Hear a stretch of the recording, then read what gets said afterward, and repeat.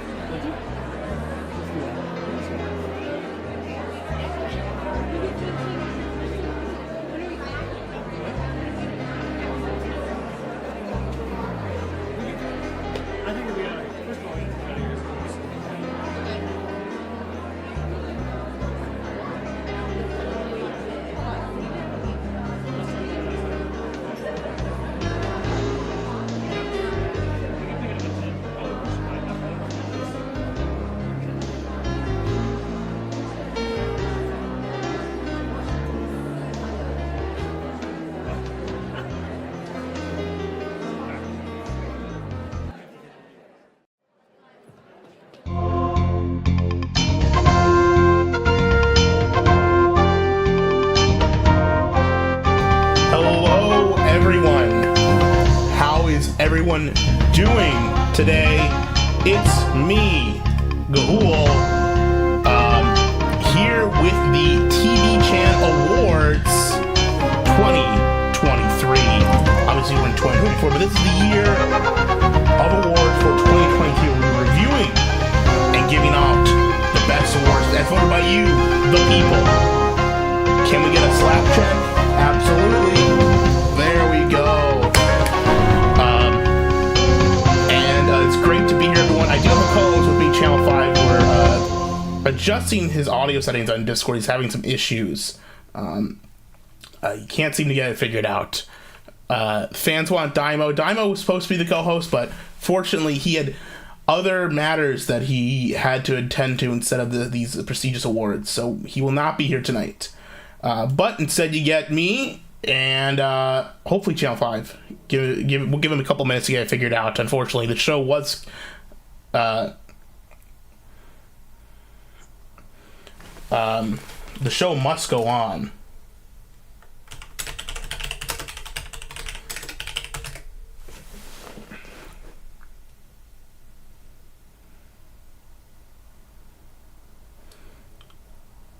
I will let him figure that out.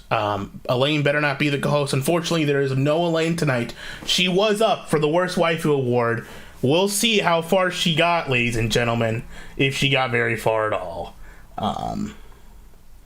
Yeah. We'll put on some music in the background here for now. Everyone's favorite, J Balvin. It's J Balvin, everyone. I don't have any Funko Pops vinyls. There are no Funko Pop vinyls in the Gahul household. There's only every amiibo ever released. Because I have even worse taste than Funko Pops, because I'm a consumer. Button up your shirt, you fat. My shirt was buttoned up, but it had become unbuttoned. My fluster to get ready for this show. This show will be one for the ages, folks. I can't wait for this one. I definitely did not just rush everything together at the last minute. But people did vote, and I'm super excited to see what everyone voted for. It's not what I would have chosen. The people who won the awards, I don't think I voted for a single thing in the awards that won this year.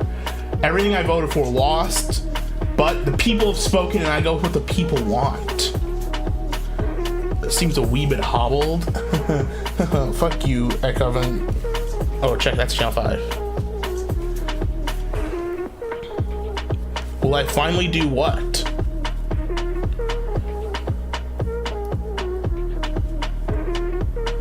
Yeah, Channel 5 in the chat, everyone. He should be joining me on voice eventually. He just needs to switch his audio device from high definition audio to something else in the drop down menu. He needs to switch that for both headphones and output. That's what he needs to do on the Discord.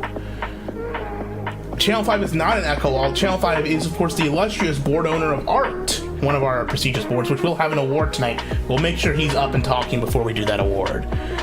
And I know he's trying his best. I know I should have called earlier, but I had to walk and feed my dog. So he's right here. I don't know if you can see him on camera. My dog is right here. Right, dog. There he is. There's the dog.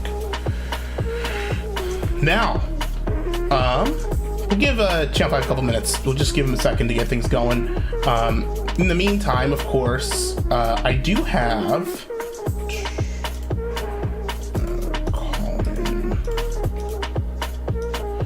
call in line. We can open that up for a second for people if they want to call in quick. Get this working. I do hope to hear from Wrist.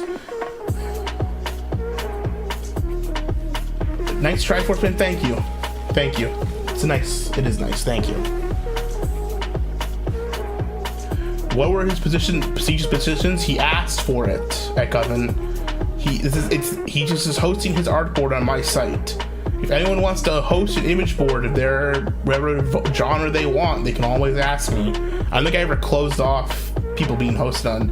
I suppose let's start off with that, actually. Before we get into the meat of the awards, oh my god. My Kerwin Frost thing fell over. Luckily, Uptown Mo is okay, everyone. Uptown Mo, it's still okay. But one of the other ones fell over. Their hair's all over the fucking ground now. I have to go pick that up. That sucks. We're gonna switch music for this one. Switch music for this.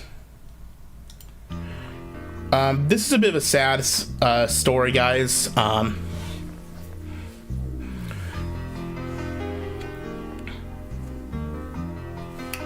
Unfortunately for everyone, one of our brother sites on the web ring, Anon Cafe, is shutting down in the middle of March. I think March 10th is the day, so in about a month they will be shutting down. It's sad to see a site get shut down. At least there's time for them to plan out what they're going to do now. I've already extended the offer to anyone on Anon Cafe if they want to bring their board over to Tvch to welcome to.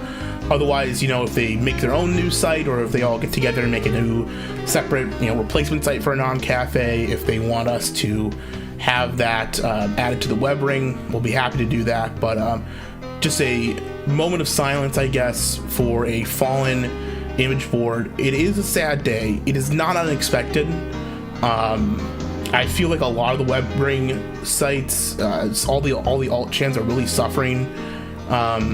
You're either in a weird place where you're catering too much to Fed posting schizos, or you're not different enough from 4chan to really warrant using, right? Like the whole point of like an 8chan type place was that you didn't have to follow 4chan's rules, and 4chan's so loose with their rules that there's not really a lot of use for a lot of the alt chans, especially even mine, although to be fair, TV is pretty fucking strict on 4chan. They don't even have sound WebMs. It's like, what the fuck are you doing?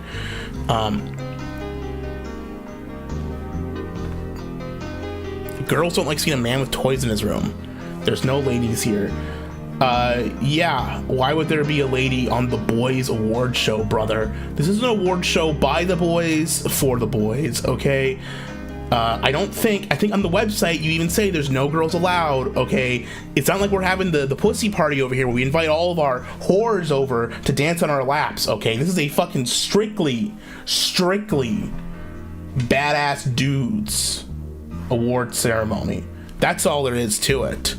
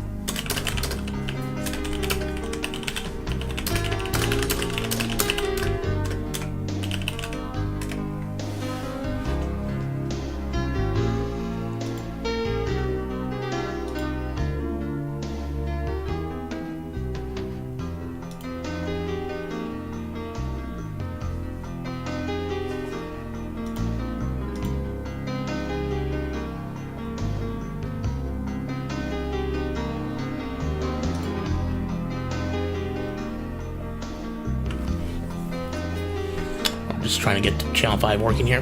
Where am I typing there? I am messaging Channel 5 to hopefully help him with getting his audio working, so we have him as a co-host. I wonder, I don't think it's my voice settings.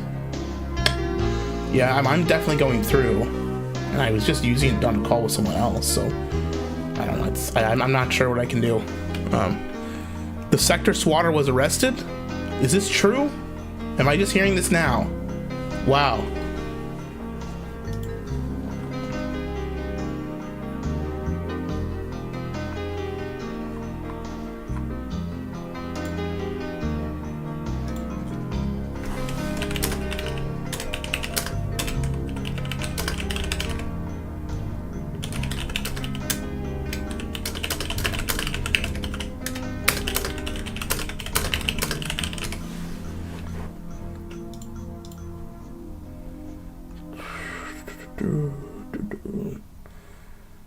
Is this real?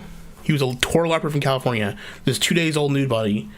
I didn't know that this was. Wow. I had no idea. You're just telling me this now.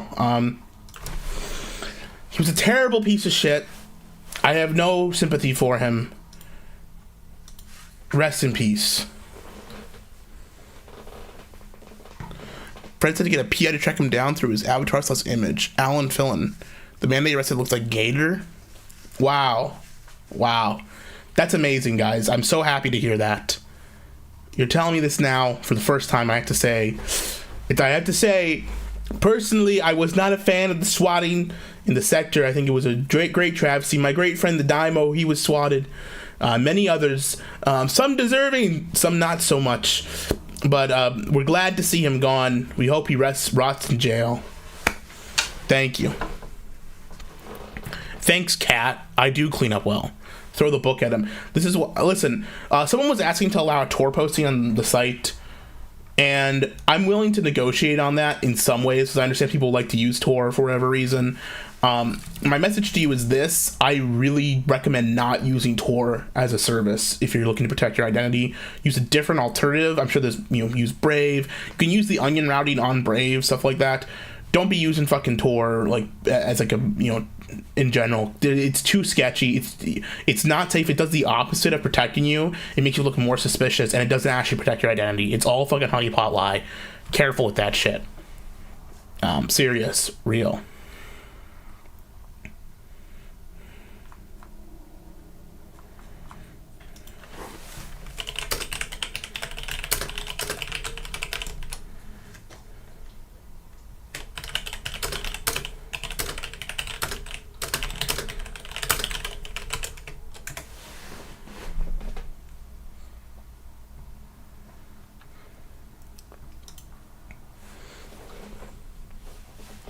I supported the swatting. He literally called me live one time. No, I did not support the swatting. I was actually very anti-against it. I was even going to plan to do a conspiracy trying to figure out who was the swatter. There was talks of a couple people we knew in the sector being involved with it.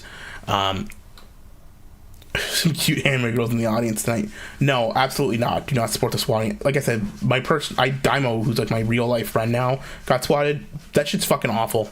Do not support that whatsoever. I don't want to mute the J Balvin.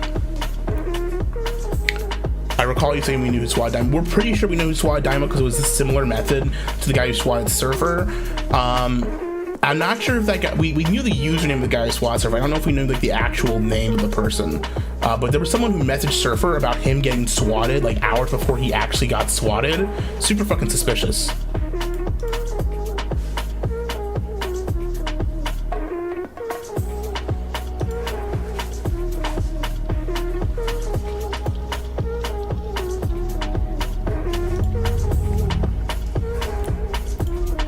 Hello? Is this Channel 5 Action News? Figure out Discord, so I'm just gonna call in instead. That is what it is, buddy. Well, thanks for having you here, man. It's great to hear you. Glad to be on. Yeah, I'm not sure what's going on with your Discord because it looks like everything's right in your settings, but who could fucking say, Who knows? But yeah, here we are. The magical night of all nights, once a year. Mm-hmm. The Oscar, I've been prepping. I've been watching that Tim Heidecker's On Cinema Oscar special, so I'm going to get drunk. It's going to be great. It's going to be a great time, man. It's been another year gone. Another year on the site. I think we're coming up on 4 years this year we've been running now. Wow, yeah. Just about 4 years. Well, it's been 4 years since the site started. And it's going to be 5 years since the death of Tvch this summer. 10 years anniversary of Gamergate. So lots of anniversaries this year. Let's... Oh, go ahead. Oh, no, I said, yeah, no, I'm just agreeing. Yeah, it's a lot. Well, it's been a long time coming, but hey, let's say we get right into the first award, Channel 5. How's that sound? Sure, sounds good. What do we want to start off with first? We got a bunch of awards here. What do you think? What would you like to start off with first? Which one are you most interested to know right off the bat? I feel like best actors in movies and all that, we should probably stay for the last. So why don't we start off with best and worst poster? Best and worst poster first? Okay, we're hitting off with a big one. We're hitting off big. That sounds great. Yeah, we'll do with the worst poster of the year first. Tight race this year in basically every category, I should say. If you didn't vote this year, you could have been the swing vote that decided one way or another. I'm serious. Mostly because someone, I'm pretty sure, voted like 5 times and was casting multiple ballots, but they changed the little things up, so I can't prove it 100%. But someone desperately wanted a couple of things to win, but let's just say they didn't come out on top. Starting with, of course, the worst poster. Now, a lot of people got voted for. Channel 5, who do you think? I've got some names here. I'm gonna run through. I won't tell you who's the winner. I've got Cahool. There was a guy who's alien rapist guy. Ramon poster. Guys who posted the AI stuff. Risk got nominated for this. Newzak. And of course, Yakuza and Emoji Troon were voted together similarly. It was Yakuza / Emoji Troon. People kept calling Yakuza a bunch of other people, so I just kind of created a general Yakuza category for that one. A bit of a strange voting situation this year, but we did our best. Yeah, it seemed like we had a very broad array of options for voting. So, as long as, one of them has to get doubles at some point, and then I think we can start picking our victor by then. I always thought the Schizoid art poster, he was interesting because he was just begging for just the same thing over and over. You help him with his little quest for advice, and the next week he's just asking the same shit again. Yep, that guy is... he's been a presence on the board. He's a fucking constant presence on the board. He was there the whole year this year. It's a strong contender. He got voted a couple of times in positive categories, but in the worst category here, the worst poster... we're doing worst. That's right. We're doing worst first. The worst poster, there was one guy who came out on top, and I might have to go get my dog because I think his ball went into this box here. But we're going to do this award first. Ladies and gentlemen, the winner for worst poster with 9 votes. Ladies and gentlemen... It's Yakuza. It's Yakuza / Emoji Troon. People counting down together, but it's Yakuza once again back at it. Worst poster, as always. Oh, he's bad. Now, interesting thing I have the second and third place winners as well, as I do.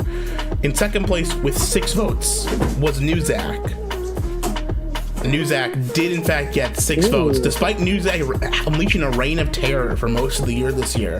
I think partially due to my rule enforcing that if you post the name Newzak, I will ban you now because you're being such a little shit stirrer.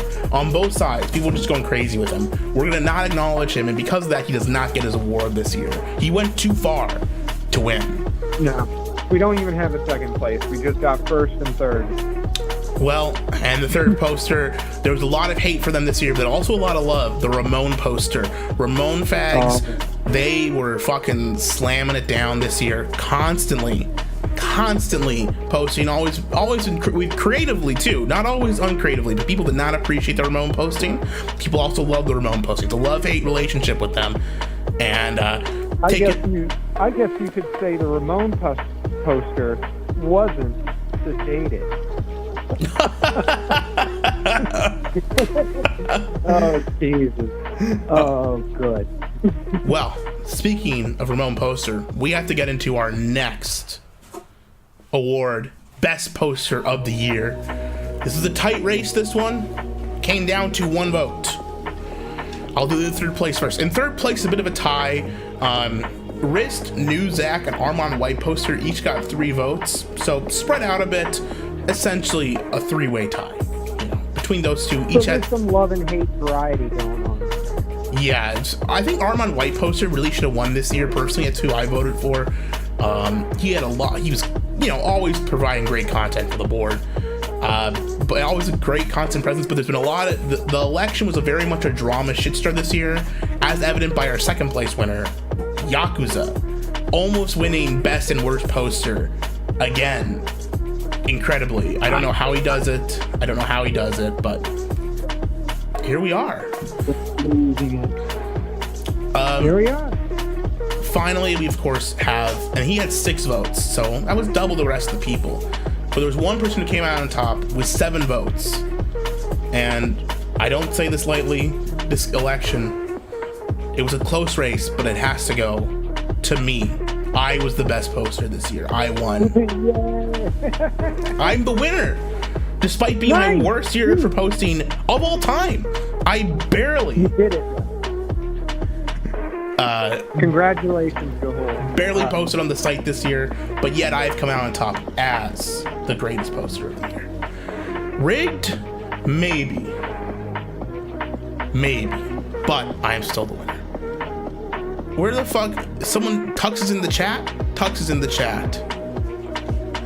Oh, I don't see Tux. Whatever. What can you do? Well, that was our first batch of awards there. Best and worst poster. I think after that we should go a little bit more into media. I don't want to get into movies or TV shows yet, but let's go to game of the year. All right. And worst game of the year. We'll do worst game of the year first. This is a bit of a slam dunk win here. Not really the way I thought it would go. I thought not really what I voted for either, but what do you think about this category, Channel 5? What do you think about this one? Worst game of the year. Worst game of the year, I feel like I know, and chances are it's probably what my vote for best game of the year was, which was Starfield. I didn't play a whole lot of games this year. I think Starfield, Risk of Rain, maybe 1 or 2 others, like little side plays, but nothing buckling me down for those hundreds of hours. Yeah. But for worst game of the year, are we choosing? Yeah, it's worst game of the year first. I voted Forspoken. You know, shockingly, I also voted Forspoken. And Forspoken got second place with 4 votes. Nothing else came in third because everything else just got 1 vote. We just had a couple of throwaway votes for some, you know, I think Alan Wake 2 got a couple of votes. Mario Wonder got a vote. I think it was just like, you know, joke like shit on a game that they don't like kind of thing. There's no like an actual hate behind it. But one game did have a lot of hate behind it with a whopping 17 votes. Oh, Lord. Starfield. Worst game of the year. Starfield. I knew it. Todd failed it. Boost audio volume of co-host. I believe in you, Todd. Don't worry. I'll turn the music volume down for me, and I'll turn my volume down. That's about the best I can do. I can't turn him up at all.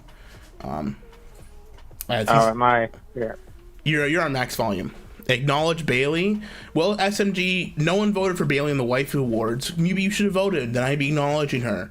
And yes, she won the Royal Rumble, and I acknowledge Bailey is queen now, but the queen elections are coming up. You gotta fucking campaign for her if she wants to be acknowledged on the site. Todd, I agree. For someone, Kazi saying Forspoken is far worse.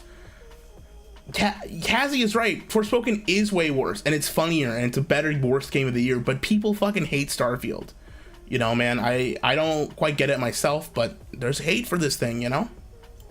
I mean, I view Starfield as basically 100th hour Skyrim. Like, you've already done everything. You're doing this basically to pass through the emotions.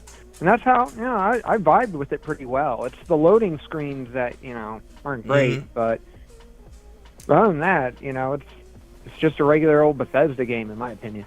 That's a Bethesda game as Bethesda does, but I guess people don't like Bethesda right now. Yeah, well, they better get their shit together for Elder Scrolls then. You know, they could try all the new fancy stuff with Starfield, but when it comes to the classics, They got to get their shit it together. right. Exactly. Someone asked, is the Ogre's So- website basically the Farms but worse? No, Eric W.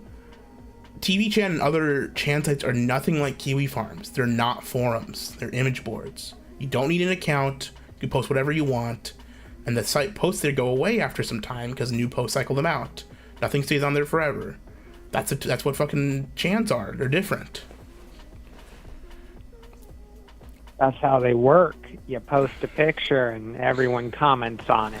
SMG, if you got banned, try again. I have unbanned almost every account on the site besides ones that were posting illegal content. I lifted most of the bans on Tvch recently. So if you've been banned previously, come by again. You probably are unbanned.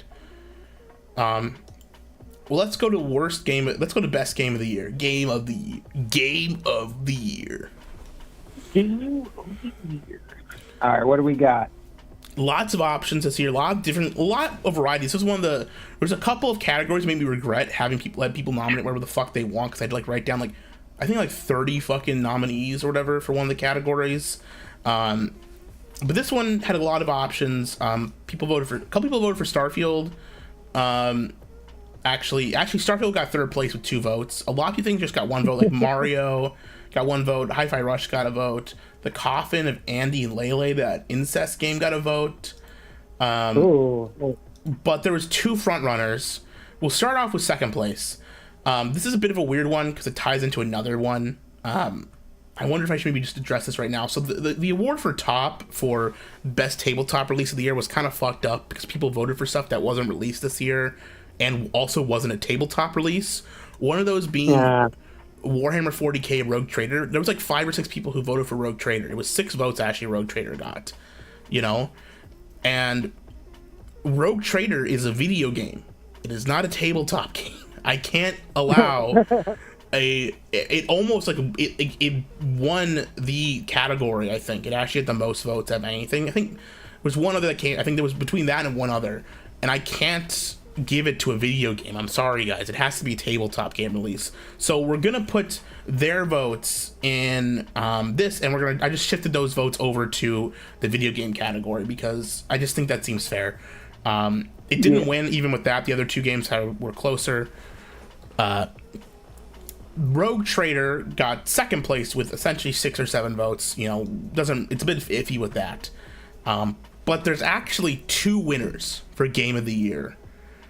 And because of this, we're going to have to make a decision on who is the real winner of Game of the Year. And I'll leave it up. Who should I leave it up to, Channel 5? Should I leave it up to you, me, or the chat right now? Who should we leave it up to?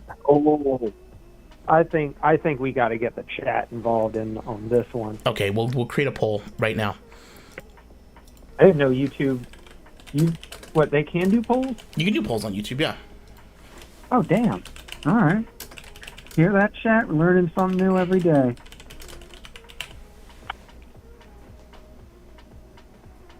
Remember when Google wouldn't be close to Tux like he is now?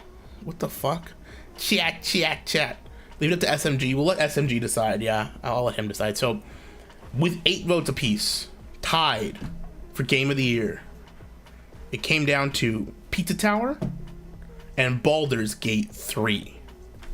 Oh, Pizza Tower seems like legitimate. We'll put this in the chat. We'll see who's the winner. Made a poll right now. We'll give that we'll do 2 awards, and then we'll come back to see which one's the Game of the Year. Since we just were talking about the top tabletop release of the year, we're going to do that quick. Again, this one, a lot of messed up with this one with people. The one that I got the most votes was actually Warhammer Space Hulk with 7 votes, but that wasn't released this year. It was released 5-10 years ago. So I don't know what to do about that. I mean, it just didn't come out this year. It wasn't really. It seems like a bit more of an obscure topic to know which sort of board games come out yearly. I think I would have been fine with it if I could still go and buy Space Hulk, but from what I can see, it's not even available to purchase anymore, right? If you wanted to play Space Hulk, you just aren't able to without paying a bunch of money on eBay to a scalper. Yeah. Someone asked a new awards category. in honor of Vince McMahon. Well, actually, there is a Woo Award for Best Wrestling or Sports Event of the Year, and Vince McMahon could win that award. We'll have to see. So, a lot of people voted for 40K stuff, though. A lot of variety. We're going to start with the third place, though, which is the Mario movie Monopoly game. I don't know. There's a Mario movie Monopoly game? Yeah, someone voted for that. So that got third place with 3 votes. Mario. Appreciate that, man. Love Mario movie Monopoly. We're going to give it to second place because of Space Hulk. It should have been between Space Hulk and this one, but with 4 votes, it's the Lion from 40K. Lionel Johnson had a re-release, had a new mini available to purchase. He got 4 votes. So in spirit, I will give that second place to 40K. Lionel, the train company? What was that? Lionel, the model train company? No, there's a character in 40K called Lionel Johnson. Oh, okay. God, see, I'm disconnected. That's fair. You want your train stuff. I mean, I appreciate it. Trains are dope. Trains are sweet. I like trains. But with majority of the votes, a sweeping grand winner this year, outpacing everything else, first place goes to Bilbo's Kitchen Monopoly. That's right, folks. Whoa. Bilbo's Kitchen Monopoly won. We weren't expecting this one. It came out of nowhere. Someone nominated it, and then it just kept getting votes. We love Bilbo's Kitchen. It's a great game of Monopoly. It's a great version of Monopoly. And Bilbo's Kitchen is such an iconic area from The Hobbit and Lord of the Rings, So congratulations. We love the meals they make in Bilbo's Kitchen. Oh, yeah. It's a game I always figured, even in my youth, like it's where boys become men. Yes. It changes you spiritually. Bilbo's Kitchen. Bilbo's Kitchen. It's just you get the warm home hearth feeling of cooking. What the fuck is this dog doing? I don't think I've met anyone that doesn't own a Bilbo's Kitchen Monopoly game set. So this was the obvious winner here. This is the win. This is how it goes. The Bilbo's Kitchen Monopoly is the winner. So, congratulations, Bilbo's Kitchen Monopoly. Yeah, so there's our top game of the tabletop release of the year. Channel 5, do you want me to give you the honors of announcing the art award? Of course. Well, you're gonna pass it to me on the Here, can you see this? Discord. I am screen sharing the results to you. Can you see that?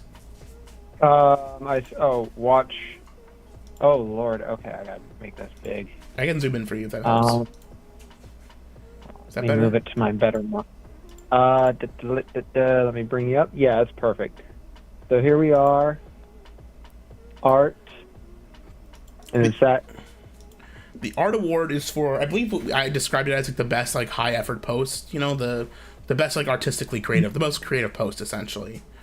Yeah. Oh, jeez, what do you want, dog? So the bronze is. Am I reading that right?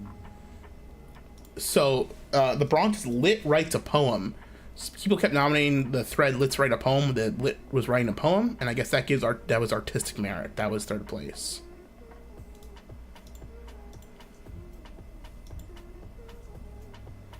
Hello? Hi, can you hear me? Hello? Oh yeah, here you are. All right, I thought you faded out. So do you want me to read the second one then? Yeah, go ahead. For the second place winner is AI generated images. Yes, AI. So, AI got second place this year. Did not win, but it got second place. did not win. I think it's come a long way. It probably has potential next year if it can get the hands and eyeballs working correctly. And it could be a real contender. It could, but be. it could not withstand the almighty power on any artboard. The critique request, as in critique my artwork. Yes. Having somebody else give you their fully warranted opinion, well, that's the bane of any artist right there, and that's why it's the best. What was the category again? The most artistically creative post. That was the one that won. There you go. It was a specific thread on art where this. I'm not sure if you can see the stream. This piece of art was one. It was someone asked him to critique this art. It was like a drawing of a statue of a bust. This was drawn on the board, and someone asked them to critique this for them, and that is actually the winner of this year's Best Artistic Post Award. It won by quite a bit. So if you're interested in art, if you're the artist of this drawing and you'd like me to give you your award, please contact me. I'd be happy to give that to you. This is quite something else. Did I put the panda on the background as a prop to reflect upon your weird tuxedo? No, it's just a panda, dude. I don't know, man. I just have a stuffed panda. It's from IKEA. I gotta get my dog's ball out of the thing. Can you just talk to them for a quick second? I just gotta get my dog's ball out of the box here. Hey, buddy.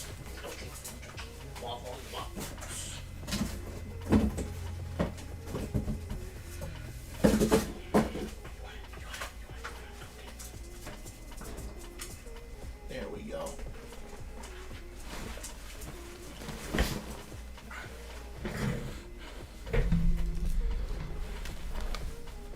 Hey everyone, still there? Yep, still here. Great. Still kicking it. Great, perfect. Hey, come here, Ranger. Come here, Ranger. Ranger wins the award for cutest dog. Did you know that? There was no contest. It swept the awards. He won the award for cutest dog. Yes, he did. Yes, you did. Good boy. Good boy. See, I try to play with him. He just fucking doesn't want anything to do with me. What can you do? Well, that was the award for Best Artistic Post. I'm kind of would like to have Wrist on at some point, but I don't know if he'll be around. Oh yeah, whenever. We do have still Game of the Year poll. Oh yeah, we need to probably wrap that up. I'll give it another 2 minutes. We'll do another award. We'll do one more award. Try and I made lionhead soup. Please shout me out in lionhead soup. Like a soup out of a lion's head? I don't know, man. That's what the people posted. Who knows? Ristachino. I'd like to have. I know Rist did say he'd be interested in coming on at some point, but I know he's busy. So.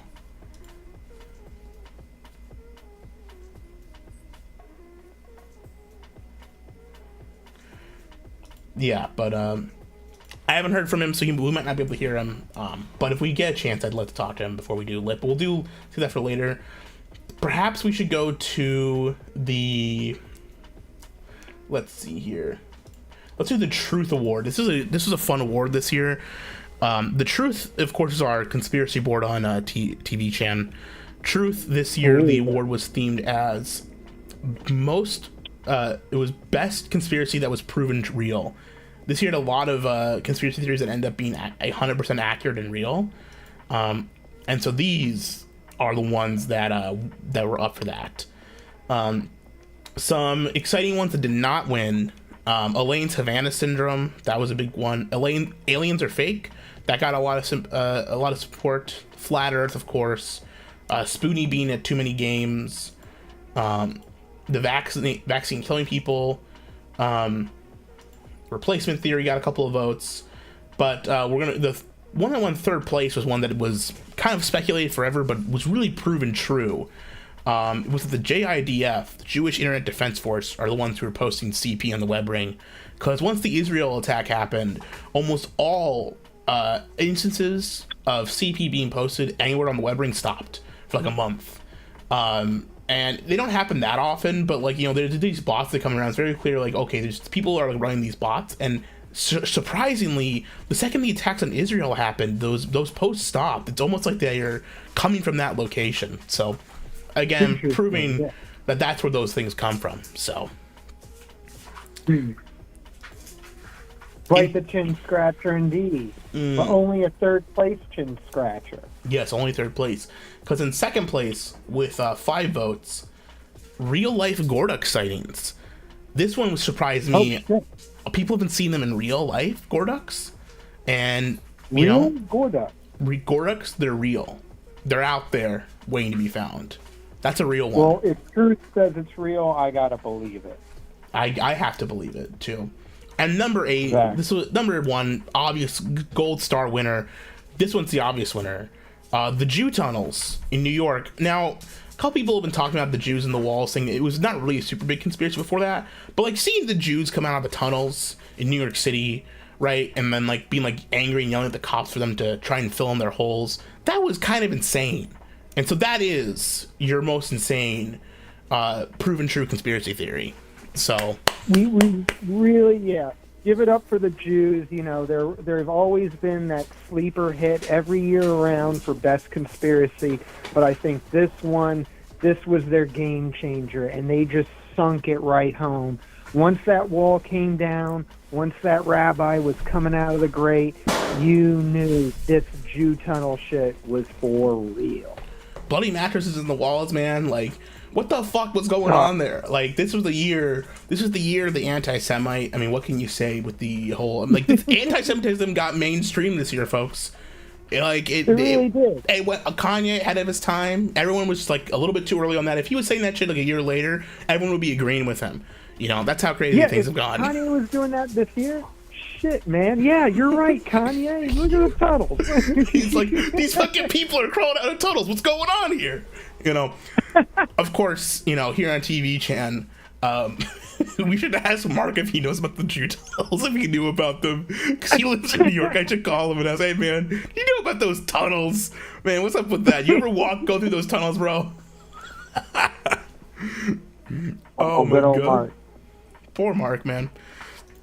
Okay, well, let's close this. Let's end this game of the year poll with a very. This is not close. All right, 63%. It's basically 2/3 of the vote. 62 to 37%. You know, it's basically 2/3 of the way voted in favor of Pizza Tower. Pizza Tower is your game of the year. Second place goes to Baldur's Gate. You know, I actually voted for Baldur's Gate. I thought that was a great game. I played with some people, some friends in multiplayer. Great game. Pizza Tower, though, was fucking awesome. Gotta say, pretty good year for video games. Not gonna lie, you know, not bad. You know, any year that a Zelda game comes out and it's not the obvious game of the year, that's kind of fucking crazy. Like, people, it was a good year. I don't know, people complain about whatever, but you know, if it's, I think the only thing, only problem with Baldur's Gate 3 is that it's so fucking horribly optimized. That and the gay sex scenes, but what can you do? Yeah, well, and isn't it like completely randomized in some aspects with the dice rolling and all that? Or I have yet to play it, so I couldn't say much, but I have played Pizza Tower. Randomized, but it's the dice are a bit weighted to making so you can't get too fucked over. But I mean, it's essentially it's a D&D campaign, but a video game, right? It's like it is literally running D&D 5th edition rules. It is Dungeons and Dragons. You know, it's a video game edition of like it's basically like playing a D&D campaign if you don't have real friends to play D&D with. Well, I'll have to pick it up once it goes on sale because, yeah, I mean, I like D&D. D&D's fun. I would recommend... oh, yeah?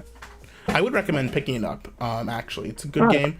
You can play it multiplayer, too. You can actually, like, run... You don't have to interact with any of the player characters. You can just run it as a full 4-player party with your friends if you want to as well. So, there you go. All right. There you go. Let's get some co-op going.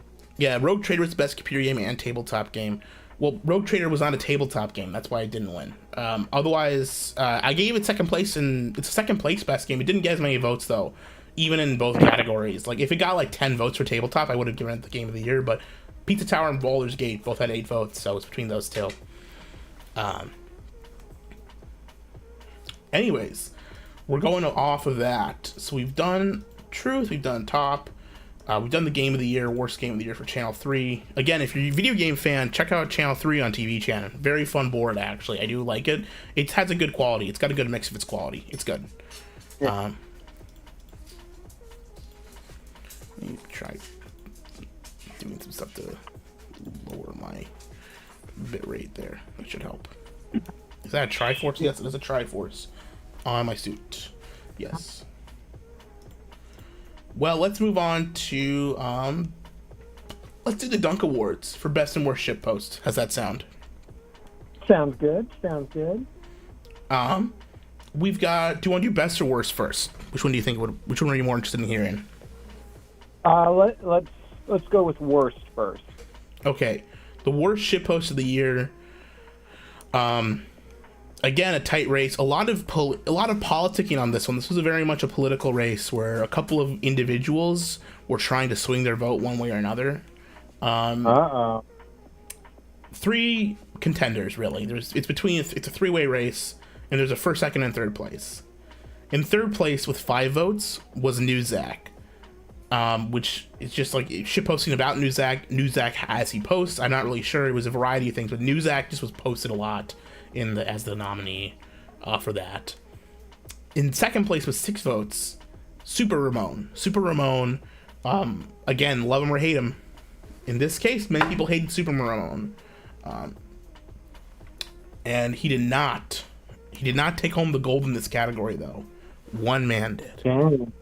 The worst shitpost of this year, by far, was Yakuza / BBC Menko posting. All right. And I can't blame people. I have to admit, seeing that shit on Dunk every day, you know, it's like, man, I gotta crack down on that shit, man. I don't know what the fuck's going on there. Him posting about BBC Menko, it's infecting other boards too. I think they had to delete my thread on fucking on Cow, because less so about what it was saying about me, but mostly because people were so fucking going insane in schizo and posting in other threads about BBC Menko and Yakuza and fucking all this shit. So he's lost his mind. He's off his fucking meds, you know. But he is the worst shitpost of this year. Yakuza / BBC Menko, that kind of stuff. I consider Yakuza because it's his original posting thing, but essentially the BBC Menko and all the TikTok horrors he posts and stuff. A lot of the porn posting, it's fucking bad. And yeah. He leaves forever. You know, this time, man, maybe you should leave forever. I don't need you to stay around, man. Fuck you, man. You're being a piece of shit. I love the guy, but man, he's fucking gone off his meds. All right, big one here, big award. The best shitpost of the year. The best shitpost of the year. Here we go. With exactly 2 votes. I don't know how this one got this far, but it got more than the Armand White posting. It got more than someone posted about Brian Dunn, AI, the dump mugshot, which I thought was very funny. That did not win. But in second place was, in third place, I should say, the anti-USA posts. There's a lot of anti-USA posts, and people voted for it twice. So, third place with 2 votes. In second place with 3 votes. There you go. In second place, the Gahul AI edits. So all those images of me being like, those AI generated images of me in like weird forms of disgusting existence. Chinese. Yeah, how like I was Chinese or black, you know, that shit. Yeah, you started that way before that guy did. So. Yeah, I did. Trendsetter. The fucking photos of me with fucking Emma Watson, whatever. It's genuinely fucking disgusting. But you know, I got second place in this. I did not win because this year was the year of one group, the Superpower, and this is not me combining the votes here. Everyone voted for almost everyone voted for this in a combo. J Balvin / Super Ramon. It was not just J Balvin. It was not just Super Ramon. It was their combined forces. The J Balvin, Super Ramon, Super PAC. Damn. The double whammy. 10 votes. Obvious best shitpost of the year. We love our Super Ramon. We love our J Balvin.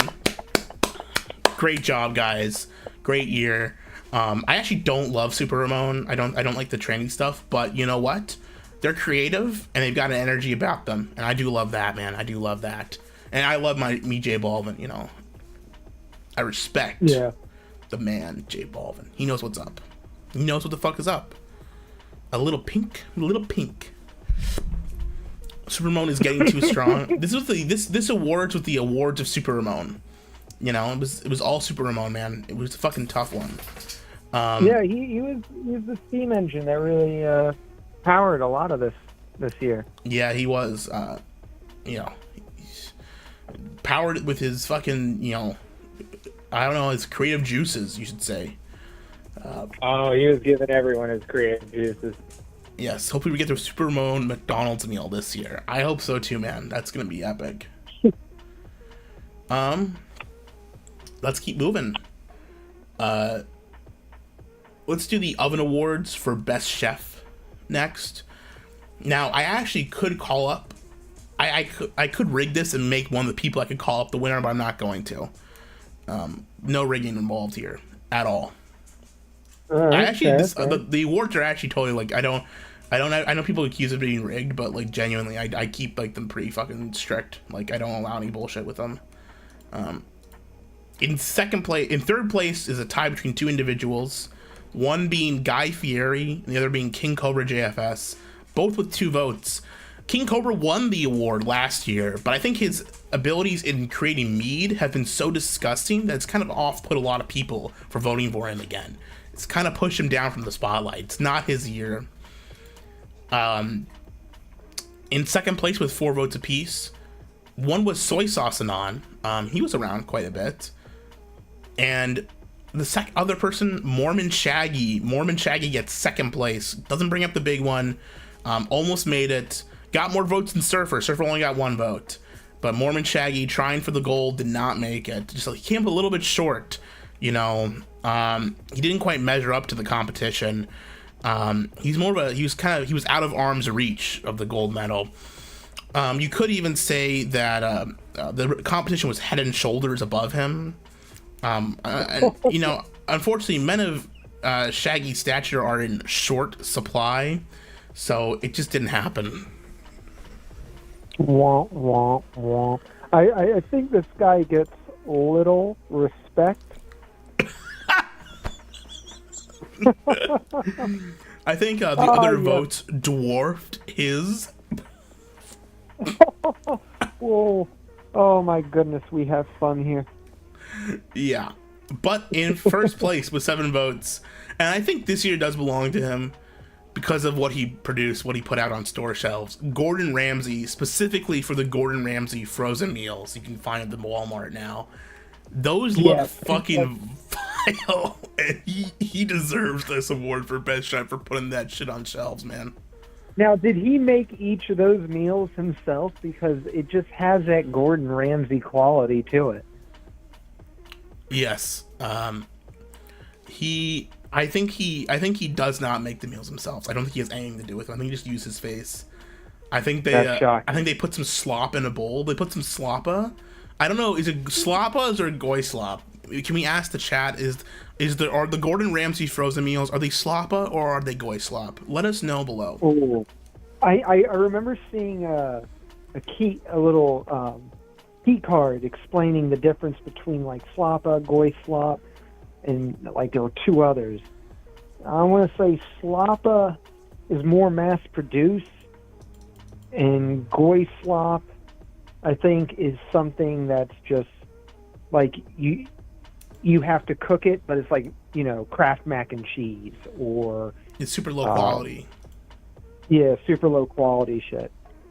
Everyone's saying in the chat goy slop. It's goy slop. Gordon Ramsay personally makes all these meals in a Chinese sweatshop. He's have him working overtime. He's the one who oversees everything. It's gore slop. Says, goy slop is McDonald's. I'm not reading that.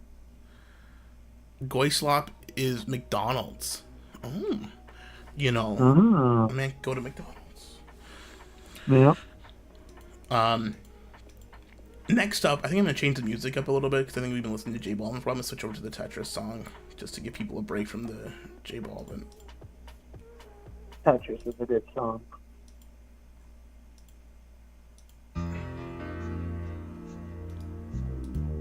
Make this loop. Okay. There we go. Next. What's my favorite goy slop? I love goy slop. What can I say? I'm a goy slop connoisseur.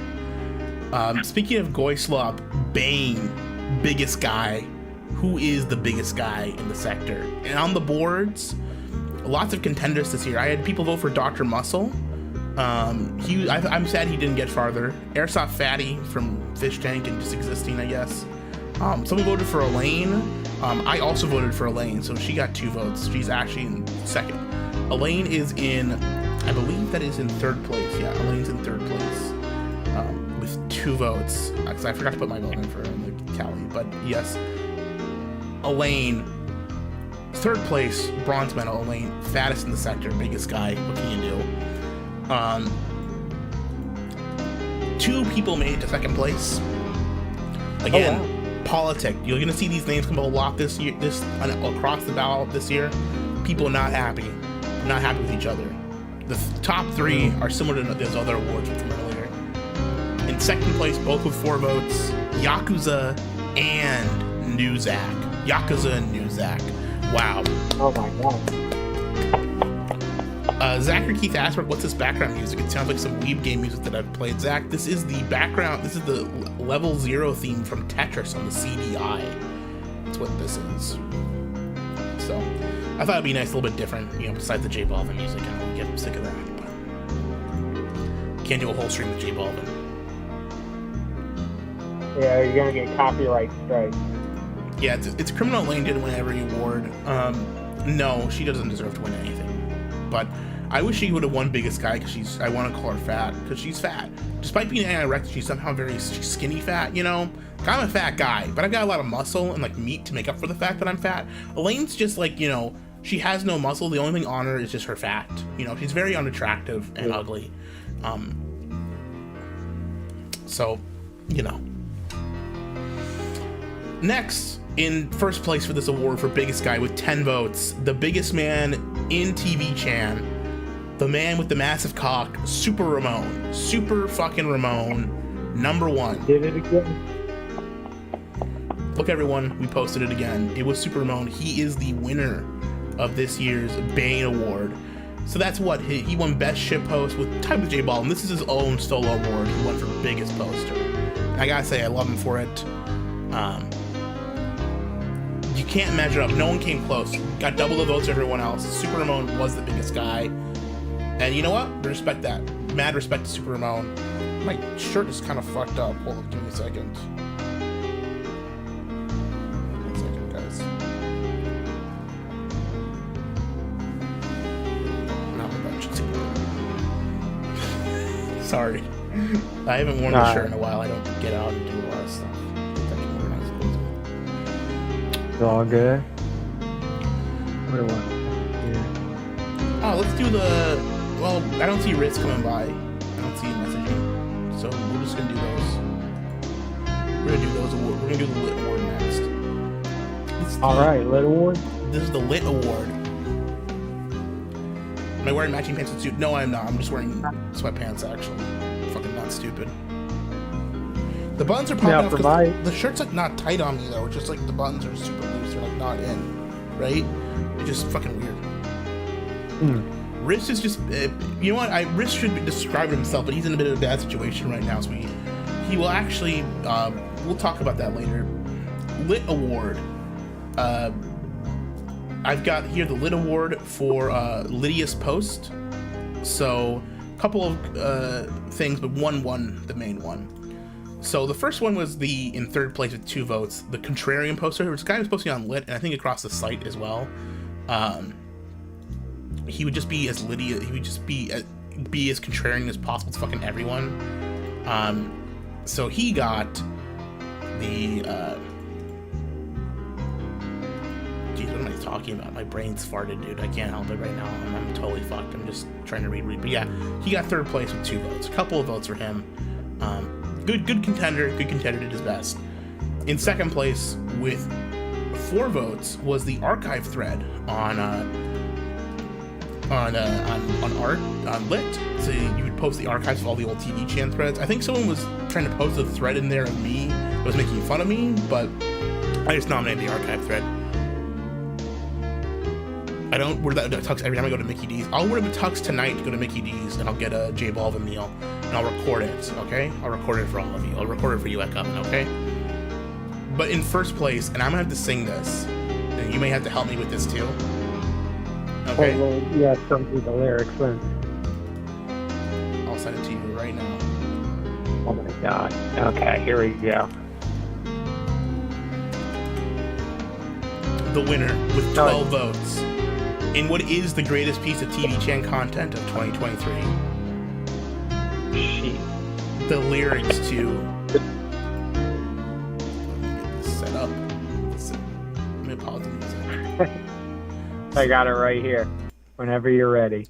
With 12 votes in gold, it is I Saw Mommy Kissing Super Ramon. Wait, are we doing it together? Yeah. I saw Mommy kissing Super Ramon underneath the Where to Go last night. She didn't see me creep down the stairs to have a peep. She thought I was tucked up in my bedroom fast asleep. Oh, God. Where's this going? Then I saw Bobby tickle Super Ramon underneath his spandex suit so green and tight. Oh, God.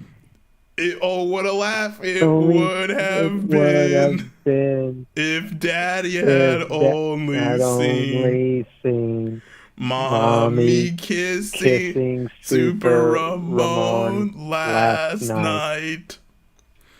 He saw Mommy kissing Super Ramon. I really did see Mommy kissing Super Ramon, and I'm gonna tell my dad.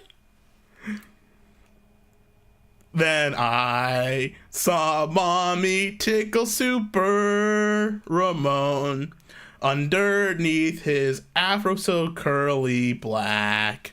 Oh, what a laugh it would have been if Daddy had only seen Mommy kissing Super Ramon's nutsack. Oh my God. Sorry, I had to tap out.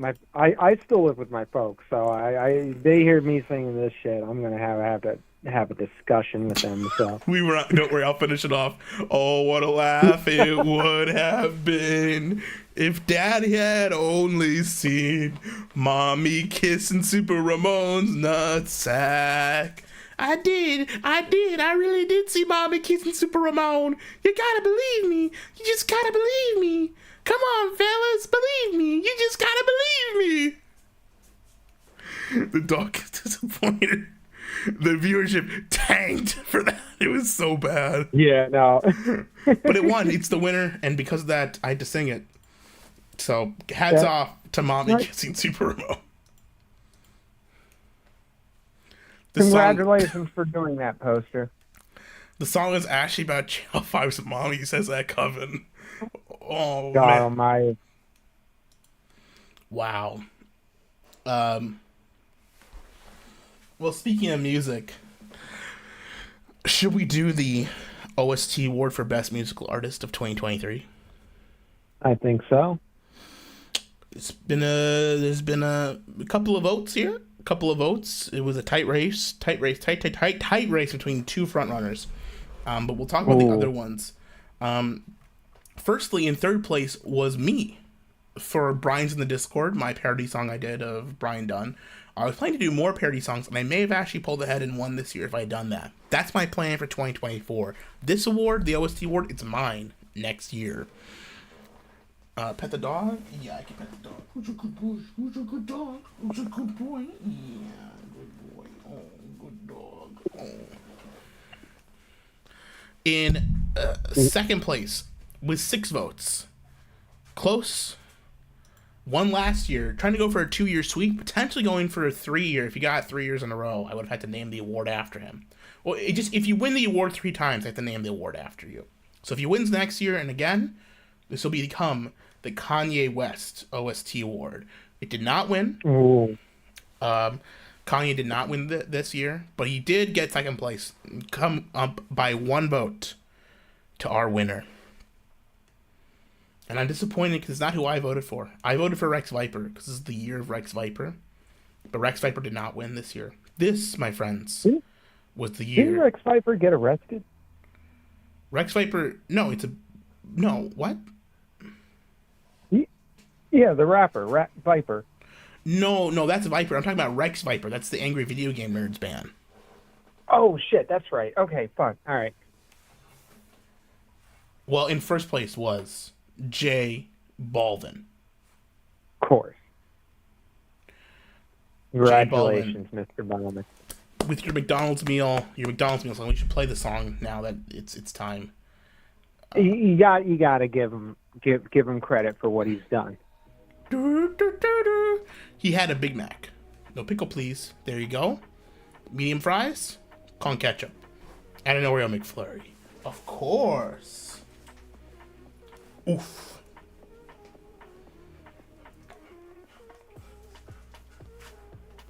He's the winner. J Balvin won. He's the best musical artist of this year.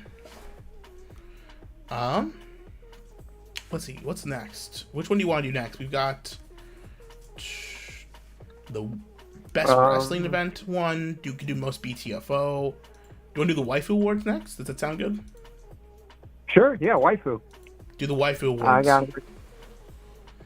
We'll do the Waifu Awards, the DUP Award for most BTFO, and then I have a special video presentation after that. So we'll do those in that order. Sounds good. Do you want to do worst waifu or best waifu? I think we should do best waifu first on this one. Let's do best waifu first. Okay. And then we'll, Emma flops and approved. Shit. Right. Well, for best waifu, this is not the Queen election, by the way, for those of you wondering. The Queen election happens later this year. The Queen Election Committee will establish that. I'm not a part of the Queen Election Committee. It's an independent group. This is merely Tvch's primary, you could say, just a gauging of popularity. It's not really an official royal coronation. Best waifu this year, bit of a close race, but not really. We had a second and third place winner. Third place was Nastasia BBC Menko. She got 3 votes. Then with also 3 votes, Emma Roberts, but I gave Emma Roberts second place because Nastasia BBC Menko is disgusting. Whore. She's fucking worst. Best waifu, Elaine did not get any votes for best waifu. I'm sorry. Maybe you should have voted in the election. Queen election, what the fuck? Yeah, get cracked for me. The site has a queen election every year. Perhaps Elaine can try and become queen of Tvch. She can try if she likes, but she won't make it because no one likes her. This year's best waifu, though, with 5 votes, was Jenna Ortega. So I guess people are Latina pilled on the board this year. They love getting yelled at and screamed at, being hit by a sandal, I guess. I don't fucking know.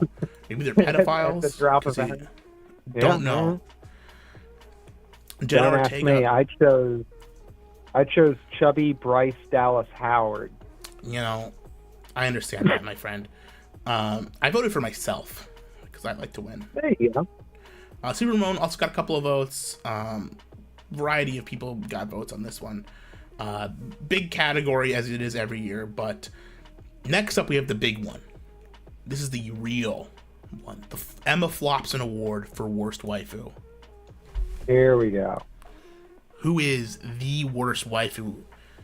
On TV and film, the sector could have been nominated for anyone. Lots of options. I'm gonna go through some of the names here because this is a big award. We had Maki Ito, Maisie, Emma Stone with 2 votes, Brie Larson with 1 vote, Elaine with 2 votes. Elaine got 2 votes. Oh my god. Zendaya 3 votes. Zendaya did not get even in place in the top 3. I voted for Zendaya. Yeah. Yes. See that movie Jenna's doing with Bilbo Baggins? I don't know. Okay. Is it not? Unless it's Bilbo's Kitchen, I'm not interested. Let me just say that. If it's Bilbo's Kitchen, then we're talking. Yeah, that's gonna make a draw. But I don't know. Anything else, you're kind of wasting your time there. Brittany Venti had a vote. Kaylee Kuko, Emily Blunt with a vote. Bella Ramsey with a vote. Mary Morgan, I don't know who that is, but lots of loser women. Yeah. Lots of loser women, but there was 3 who rose above them all. In third place, with 6 votes, Ashley Betcher. What? Ashley Betcher. Wow. I guess she's fallen from grace. I don't really know what happened with her. People just don't like her now. That sucks. Worst waifu, Ashley Betcher. Very close to winning. In second place with 7 votes, This one shocked me how close this was. Almost upending the queen herself of worst waifus. Margot Robbie. 7 votes for Margot Robbie for worst waifu. She's just so mid. She is the mid. But the thing is, she's only mid. She's not horrendous. And that's why she did not win. Because only a truly ugly woman inside and out could take the gold of the Emma Flopson Award. And that... It's kind of terrible because it's like wasted potential. Maybe you may be right. No. Maybe. Why you delete Ashley Bencher posts? I don't delete Ashley Bencher posts. No one does. You just keep making a bunch of them. Fucking Christ. At number 1, with 8 votes, by only 1 vote. If one other person had voted for Margot Robbie, it would have been a tie. But they didn't. And God has chosen that Emma Watson has once again won the award for worst waifu. Again, you can't take this from her. Yes. This is her fucking award. Your time is up, other women. Is on it. It's her award. You may as well just fucking name it after her forever. Yeah, next year just skip it. We already know who's winning. Why don't you put up pictures, you lazy fuck? Because I'm a lazy fuck. I did like videos and I done like videos before, but I got copyright claimed. I could put up photos. The problem is that it's hard for me to prepare for that because I don't have, we're not doing nominees anymore. It's just like whoever you vote for gets on the ballot. So it's hard in preparation. I don't know who's going to get votes up until the voting ends. So I can't like prepare like photos ahead of time for people. But that is the winner. Emma Watson. Put up AI generated photos. Congratulations. No 3D printed props either. I have the my 3D printer is actually on the fritz. I'm not gonna lie. I have to fix it. Otherwise, I do have the awards ready to go. I don't know where mine is. I still have the one you gave me. Yeah, no. If you are a winner of these awards, I will print and create and send you your award directly to you. No questions asked. But again, I can't find my original award, and my 3D printer's acting up. I'm just gonna. I gotta be honest, it's not working very well. I gotta maybe get a new one. It's old. My printer is old. I kind of want to get a resin printer, which would be kind of cool. Maybe like maybe redesign the award so it looks a little bit more detailed. You know, might be kind of fun. Yeah. I'd be down for that. They're getting cheaper nowadays. Like, you know, you could get a pretty big one for like $500. I've seen it. Like, yeah, I've seen some good quality ones for $300. It's definitely something I want to get this summer and have for the next year. Just use origami. That would be dope. Everyone watching this should win an award. You know, man, for best and worst poster, people voted for Anon, and not enough people won. If the Anons in the chat could be the best poster, but you guys didn't make it, so what can you do? Okay, we got the worst waifu awards done. We're gonna do the most BTFO award. This was a tough one. Lots of people got BTFO this year, but you know what the most shocking thing of all to me was? The most shocking to McCore? Not one vote for Dup. No votes for Dup. Really? Dup was not BTFO in 2023, despite being arrested. Because guess what? That mugshot went hard. And you know what? Is that possible? The Dup un-BTFOing is upon us. And that scares me for 2024, gentlemen. It scares me for our democracy. Because frankly... A second AIDS is upon us. Trump winning an election is a threat to democracy. We can't allow this to happen. Certainly. The worst. Dup did the BTFOing. Dup really is doing the BTFOing. I'm scared unless Bite gets his train together and starts the BTFO train rolling again. You know, I think Dup he could be looking to BTFO us all. He's going all in this time. It's all or nothing. Someone's getting BTFO'd. 2 men enter, 1 man leaves. But the other leaves BTFO'd. But that man is not Dup. There is people who were voted for BTFO though. Let me read some of the nominees here. We had Elliot Page, Disney, Israel, SAG-AFTRA, The Left, me, Gahul, Putin, Newzak.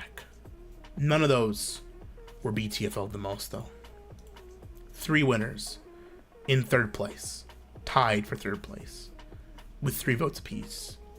Biden and America itself. And in many ways, it's symbolic that Biden was BTFO'd, and so was America. Because really, was Biden BTFO'ing America? Was America BTFOing Biden? Or were we all just on a downward spiral of BTFO? That's the question we need to ask this 2024 election. In fourth place... We deserve a BTFO'd president for our BTFO'd country. It's a BTFO nation voted in a BTFO president. That's so true. That's so true, Channel 5. Dymo BTFO DJ Axel. You couldn't even see a car BTFO DJ Axel's cat. Literally. And that was really makes you think. That was really terrible that I just said that, but you know. And I'm sad. I'm sad about the cat. I feel bad about the cat. But I thought that was a pretty obvious joke I had to make. Yeah, I apologize.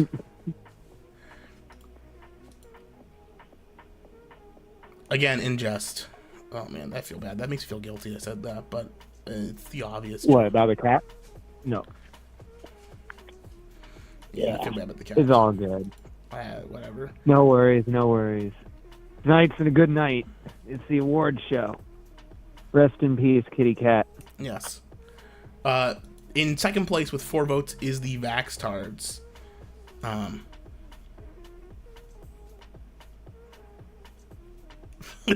No, I made a mistake because I was trying to be too funny. No, it's sad that the cat died. It really is sad that the cat died. I'm not like making fun of the cat dying. You know, I'm sad about it. It's not right. I'd be awful if Ranger died. You know. Sorry. I'm sorry. Anyways, in first place with 8 votes, the most BTFO'd man in the sector, on the site, and in the world was Wrist. Wrist BTFO. Wrist was BTFO'd once and for all. Wrist was the winner, most BTFO'd man in the sector. I'd love to have him on the show right now to talk to him about him being BTFO'd, but unfortunately, he is not available to accept his award this year. If he calls later, we'll have him accept his award. But congrats.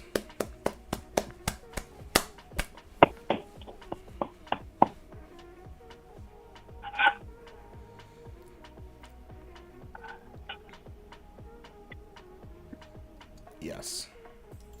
So far, it's been a pretty good night. Been a good night. Good, a lot of awards. Shocker about that one. Yeah. Risk's BTF was only precursor to his even greater victory. I suppose I don't want to get too much into Risk's real life, but it's funny people are voting for him out of like without knowing that his real life he actually has been BTFO'd in his real life. It's funny because he actually probably was the most BTFO'd man this year. He's like totally like fucked his life up, which is funny actually. Is it? Oh, okay. If you don't recall him getting BTFO'd that much, you know, that's because you weren't aware of what's going on. Like he was, there's no reason people should know he was the most BTFO'd, but he actually was the most BTFO'd last year, and that's funny. That's very funny. Perched up a close second. How to get BTFO IRL? I won't go into the details. If he wants to tell you himself, he will tell you. But he actually got fucking BTFO'd. That's funny as shit. Okay. All right. Next, we're gonna do something a little bit different. We're gonna do something a little bit different now. We're gonna pull up a little bit different thing here now. We're gonna pull up. Here we go. We're gonna do some things a little bit differently. I'm gonna mute ourselves, and we're gonna watch a special video presentation I made in memory of one of the fallen kings. Not the kings, one of the fallen men. A man I personally knew. I'd spoken to on a couple of occasions. People have been asking me to make a video or something about this, and this is my video, my tribute to Gonzalo Lira, Coach Red Pill. Rest in peace. I will say more after the video.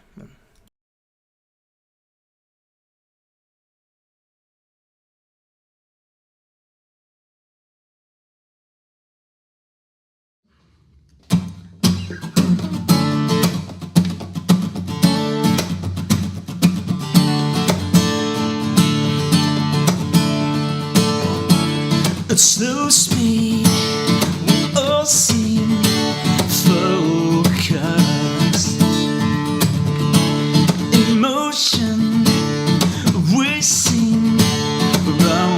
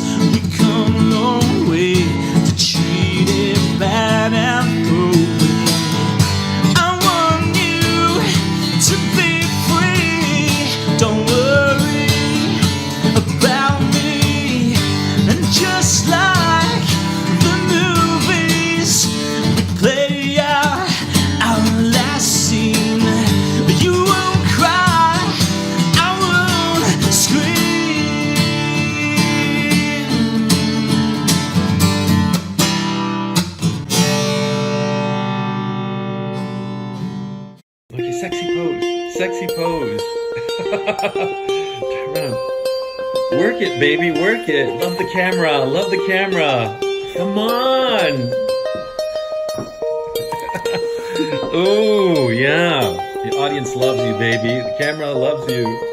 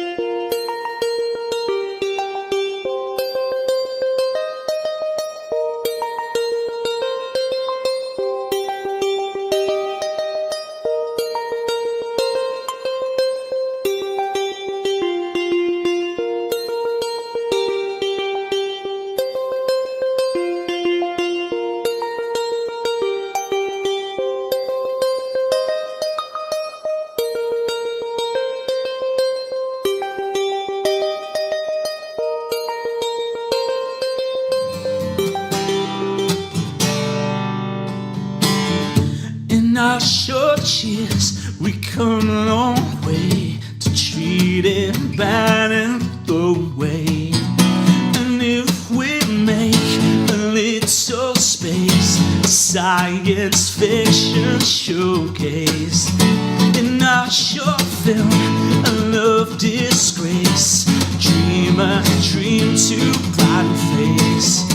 In our short years, we come a long way to treat it bad, just to throw it away. I want you to be free.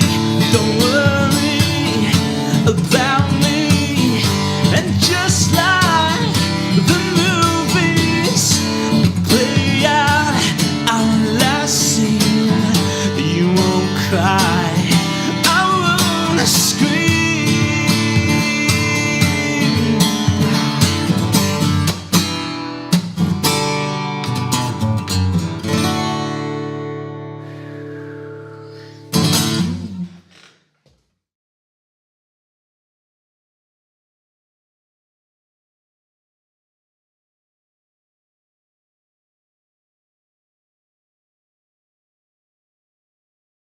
All right, there we go, guys. Had to do tribute. Regardless of what you thought of the man, he was still a man. And he is dead. It was very heartwarming, the whole. Yeah, and you had to include the fucking video. No longer smirking, but maybe slash smirking from above. Maybe that's what we could say, or from below.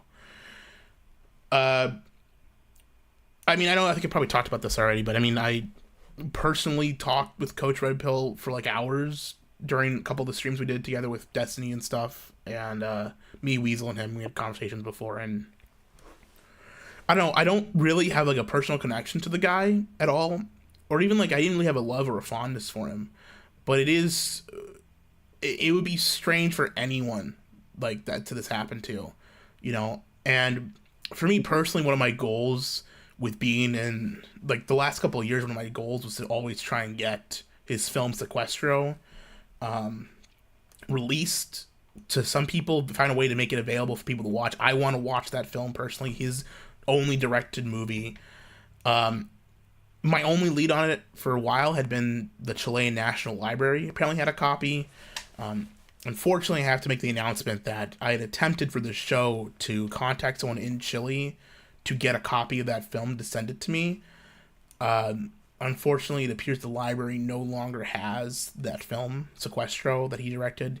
It's a shame because there's another movie called Sequestro Express, which his movie was also called in some regions, released like a year later, but it's made by a different director. It was more widely released, so it's extremely difficult. It might be on like Past the Popcorn or a couple really fucking obscure torrent sites. Sure.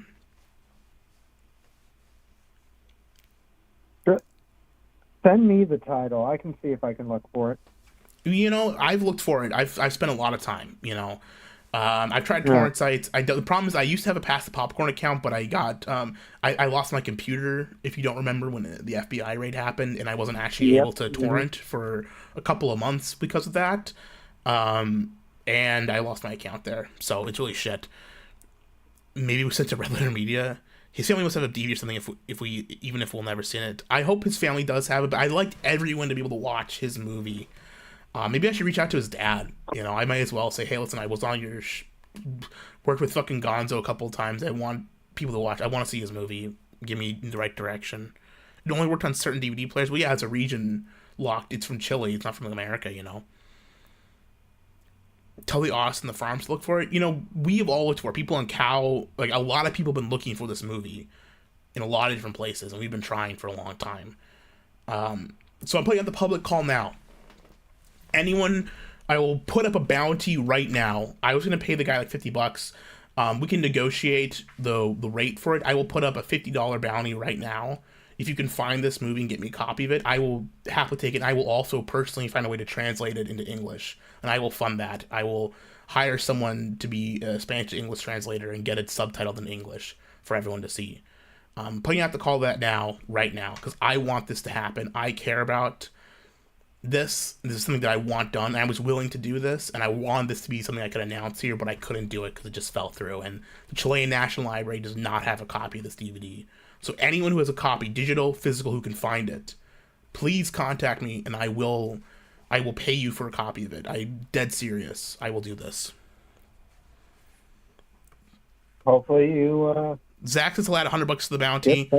You know, we'll make a collective bounty. Seriously, we will pay if someone knows a way to get a copy of this movie. I will pay money for this. I don't care what it costs. Yeah, especially if you can find and get me a copy of the physical DVD, I will pay extra for that. Whatever the cost you're asking for, I'll pay for it. Even if it's a region locked, I will. There's ways that I can get the content off the DVD. That would be ideal. If you just have a digital scan of it, I will happily take that too. But if someone can find a DVD of Sequestro, directed by Gonzalo Lira, you know, I'll pay. Do we know what Sequestro is about? What its themes are? Anything like that? Or it's semi-biographical about the time he was kidnapped in Chile. It's about Gonzalo being kidnapped in Chile. It's like semi-autobiographical. It's like about something that happened in his life. I don't fucking know 100% what it's about because I haven't watched the movie, but it looks like it's a fucking like episode of Law and Order SVU or some shit. Like the actual. Let's watch the trailer. I'll pull up the fucking trailer. Let me look it up. Yeah, let's take a look.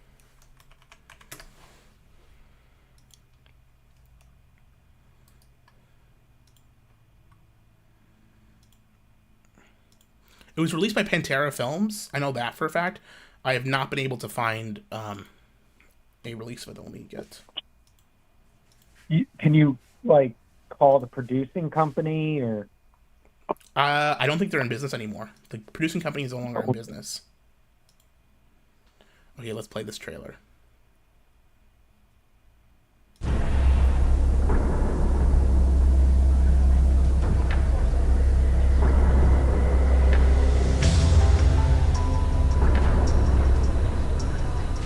Si esto es un secuestro express, esto se va a resolver relativamente This is rápido. Gonzo's movie, by the way. He directed Secuestraron a it. Catalina. ¿Quién querría hacer algo así?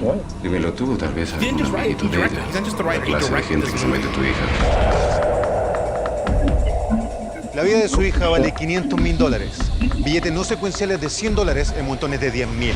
Está bonita la niña. ¿Le voy a sacar la pistola? ¿Sí? Mira qué le puedo hacer al niñita. Mira, dame un juguetito, Dame un juguetito. Eso, Si mi única hija está viva, esta noche la están violando. Paquilleros, tenemos visual del cerro y siguientes posiciones. Yo me voy a encargar de solucionar el problema que nos trajo Catalina. ¿Dónde está mi hija?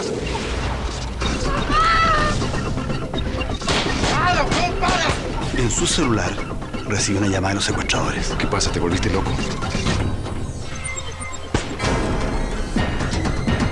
And it does look like early TFI.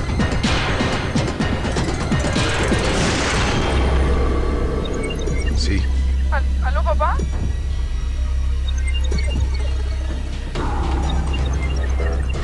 February 2005.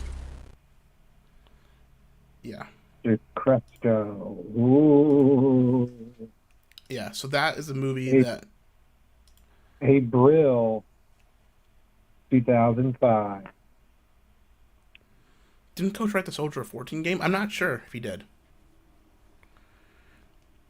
Yeah, I mean, it looks like a fucking, like... I don't know if it'd be a good movie or not, but it looks at least somewhat interesting. You know, I suppose I take the call on things. I can't take calls right now because I'm on the phone. It's something he made. Might as well. I just want to... Something I want to do, but I still will do it. It's something I will do before I die. I'll get that movie translated into English and available to watch. I will watch that movie before I die, and I will make it happen. You'd have to go to fucking Chile myself, and if I have to go fly to Chile myself and do it, I'll fucking do it, okay? But I'd prefer someone to just send me a copy of the DVD. I'll pay whatever the fuck you want me to pay. I'm serious. It's you real. need voice actors, I'll be down. Oh, we could... I've got it. If we get the movie... We do our own... We get the movie... We get the dub, the sector dub Sequestro. We get a fucking sector dub. Yeah. We get Wrist, we get Weasel, we get all the fucking guys who talk to Coach. We get fucking... I'll call Godwinson, I'll call Ashton. I don't fucking have a lot of goodwill with any of them, but I'm sure they would love to be in the fucking voice cast for Coach's movie. They'd fucking love that. I think everyone would love to do that. Just read some fucking lines out. The dub BTFO. The dub team. BTFO. Catalina's Kidnapping is another name for Coach's movie.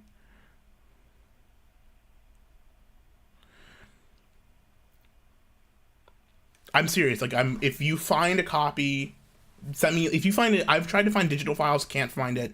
You find anything, any lead, send it to me. I wanted this to done. I was very close because I know the only known place that I had a copy was the Chilean National Library, but they don't have it anymore. I had someone in Chile call them to try and check it out from them so they could send me, and then they would rip the DVD and send it to me, but they don't actually fucking have it anymore.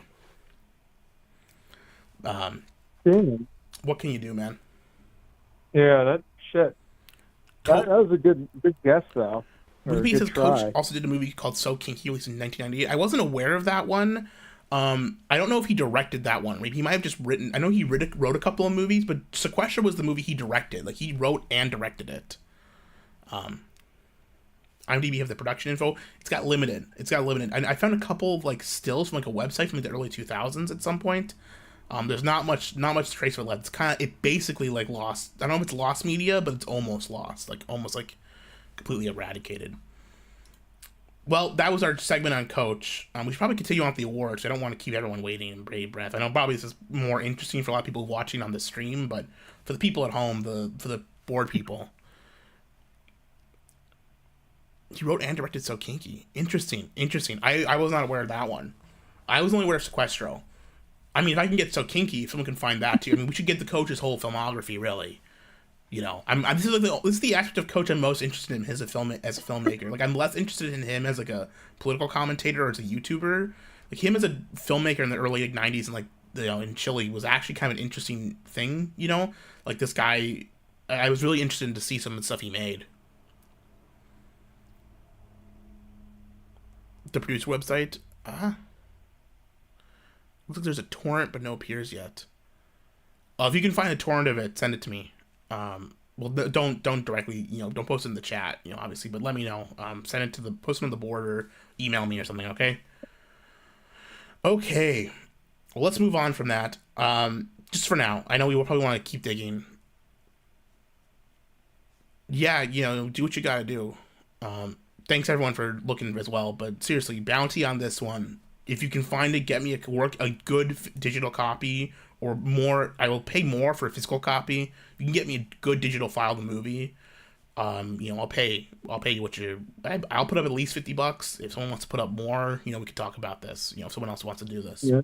But my intention is to release it publicly so it becomes available. I want to put it up on my whatever I need to do. I want to make it available for the public to download.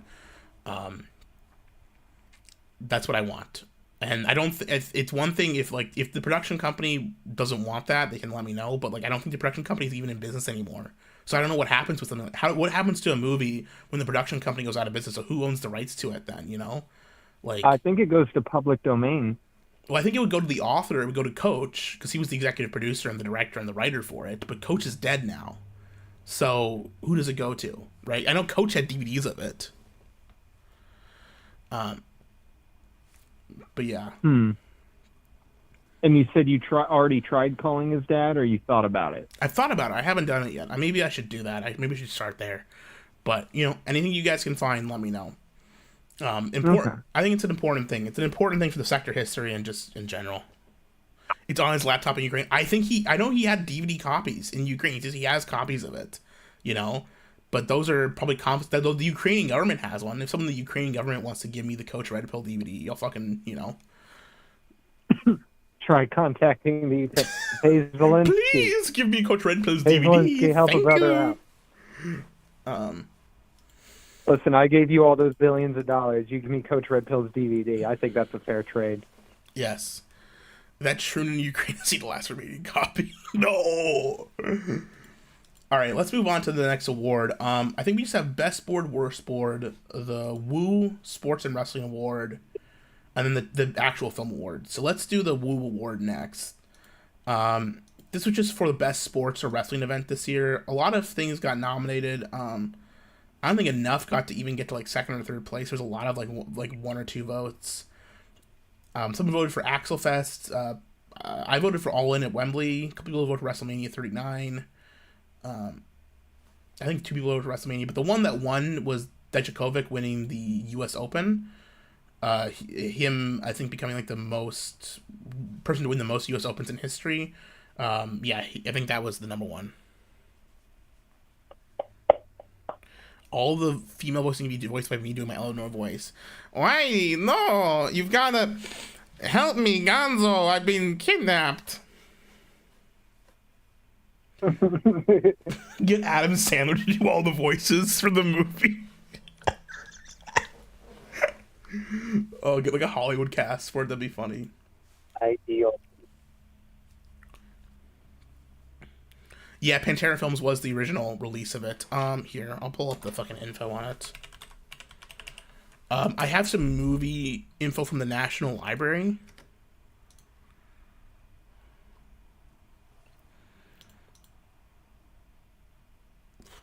I'm gonna pull up my history with it. Should I just go to my fucking...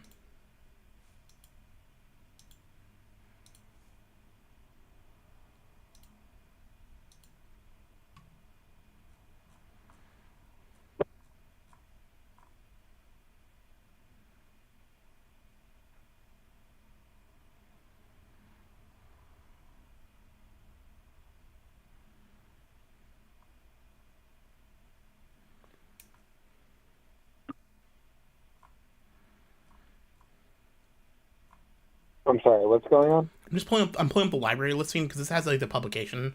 The Chilean National Library has actual ISBN data on it. So I'm just pulling that. Oh, we're back on the Coach Red Pill hunt. Yeah, it is. Yeah.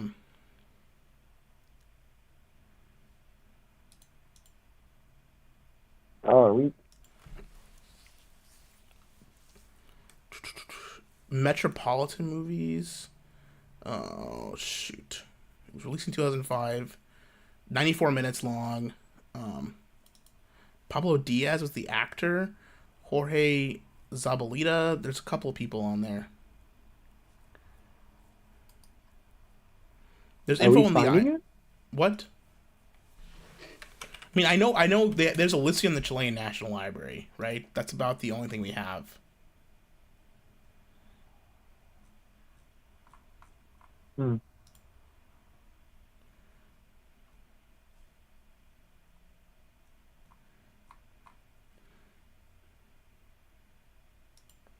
Yeah, well, what can you do?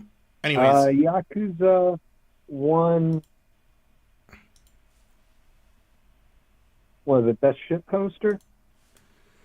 Yakuza did win best shit poster. Yakuza won worst shit poster, yes. That's right, worst shit poster, yeah. Yakuza won worst ship poster. Yakuza won worst ship post, actually. Yakuza and BBC Manco combined. Yakuza and Emoji Troon won worst poster, so that was what's going on with that. Let's move on. That's right. to the let's see what we have left to do. Truth, we did that. Best poster, worst poster. Okay, I think the only ones we left are best board and worst board and the movie awards. Let's do some of the movie awards next. This is a new category I came up with him.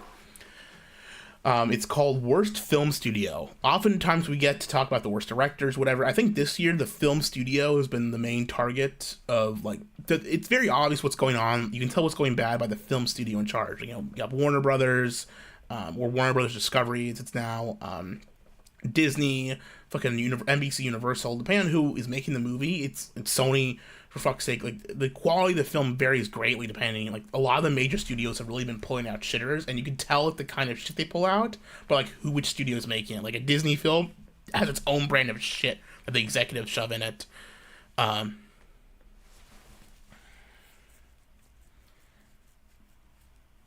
Cue the Montana Spank Aaron. Sequestria is the last media film released in Chile in 2000X. Why is my bitrate so low? Jesus. This sucks. No, my bitrate's fine. It's fucking 1,000. It's fine. So, we have a couple of ones got pulled out. One got, I think, kind of forced through was Lionsgate Films at 4. I think that might have been a bunch of people, some guy, like, fucking, I don't know what he was upset about. I know what Lionsgate did that people were upset about. So I'm going to give actually the third place one, instead of to Lionsgate, I'm giving it to Higher Ground, which had one less vote, but I think the votes in the Lionsgate's one were illegitimate. So, third place for this category went to Higher Ground, which was Barack Obama's film studio. Produced nothing but stinkers this year. You know, fucking dog shit. He's dog shit. Barack Obama.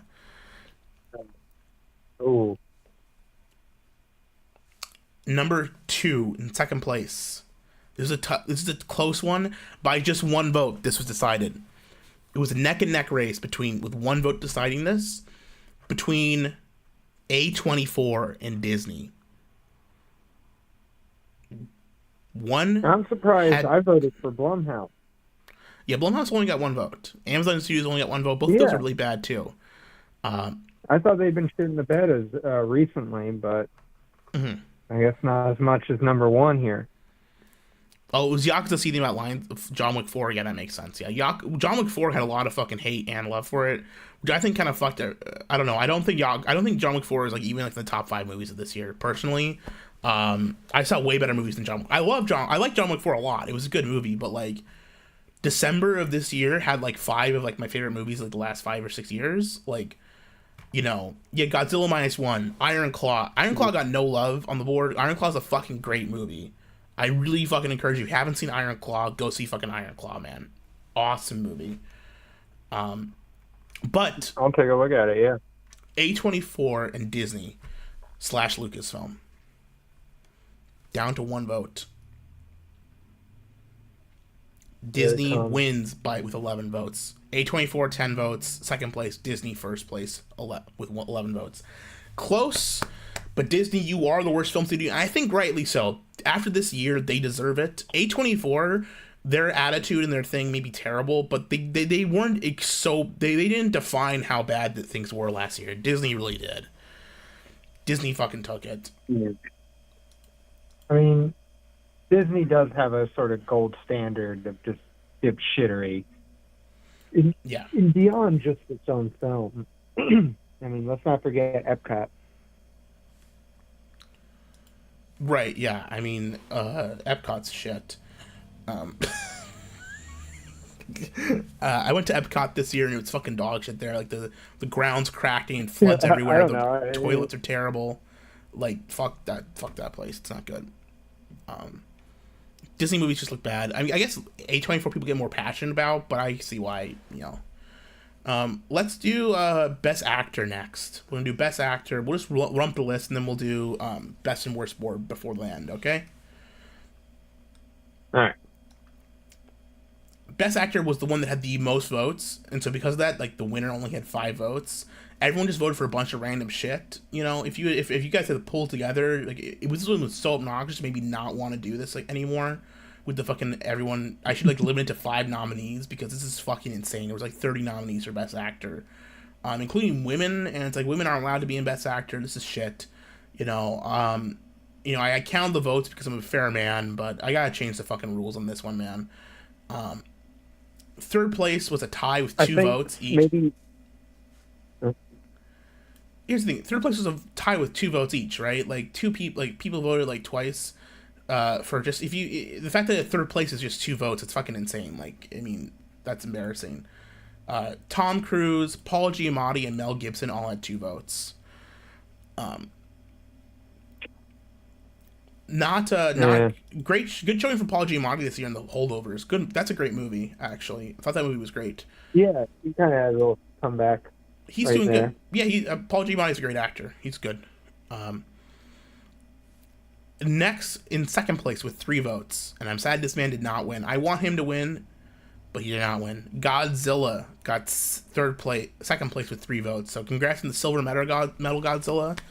You know, this is really your year. All right, congrats. Good job, Godzilla. He's a great monster. Knows what he's doing, man. Great. Love Godzilla. First place with 5 votes was Super Ramon. Super Ramon was the best actor of the year. I don't think he even acted in anything.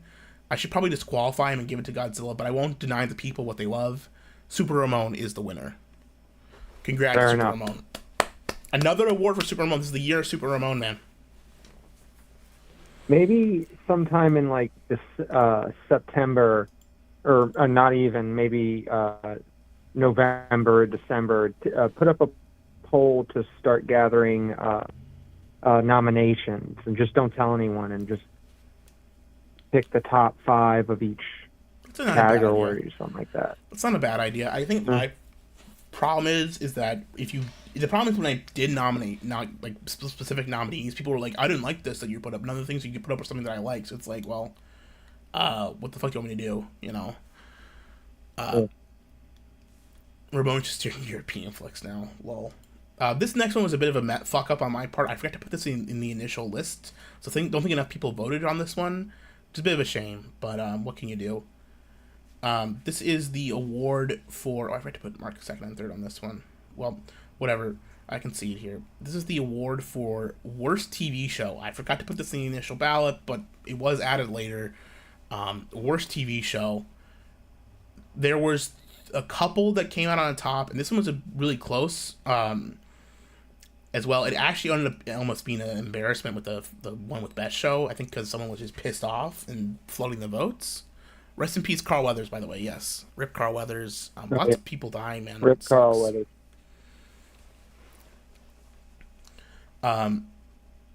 In third place with 4 votes was Silo. People did not like the Silo show. I didn't watch it. Was it bad? Didn't you vote for Silo?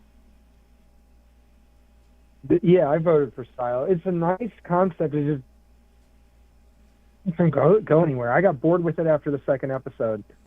Damn. I mean, I think the most interesting part was like right before the credits, that whole bit about going outside and then something breaks in, or he's like choking and then he dies. And it's like, oh fuck.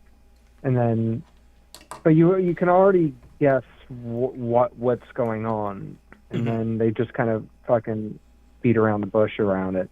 Yes. It's not worth it. Yeah, I mean, the thing about voting for worst TV show, you just stop watching it.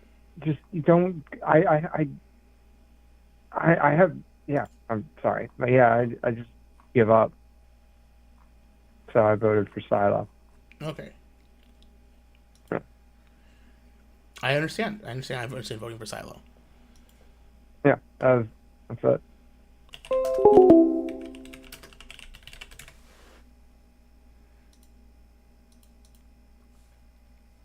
Okay, I'm back. Sorry, guys, the internet dropped. I'll call Channel 5 back to finish off the awards.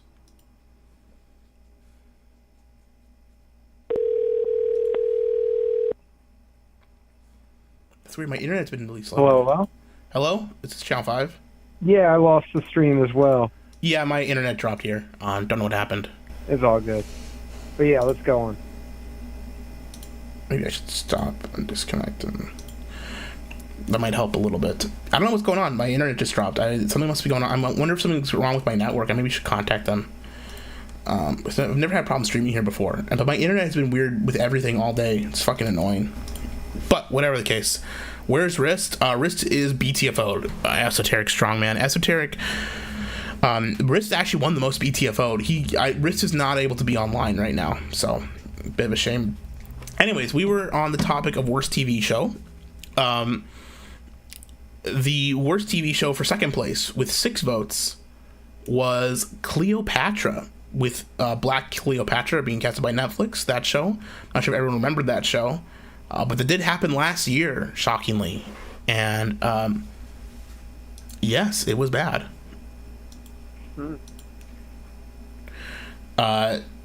Number 1 with 8 votes, The Last of Us from HBO. The Last of Us.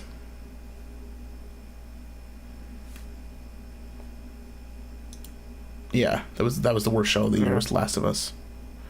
It was. I didn't watch it. I didn't watch it either. Was it just? It's like the video game, but like TV show. Okay. Yeah. It's pretty shit. All right. Okay. Well, should we move on to best TV show? So we just did worst TV show. Yeah, best TV show. Yeah, this one was a bit of an annoying one because I think people were trying to flood the votes on this one. So in third place with 3 votes apiece on this for best TV show, there's a mix of shows. A couple people, I think Frasier season 2 got some votes. A couple people voted for Fish Tank, which would be eligible. So I guess if you want to count like a stream, I consider Fish Tank to be a streaming show, so I would consider that.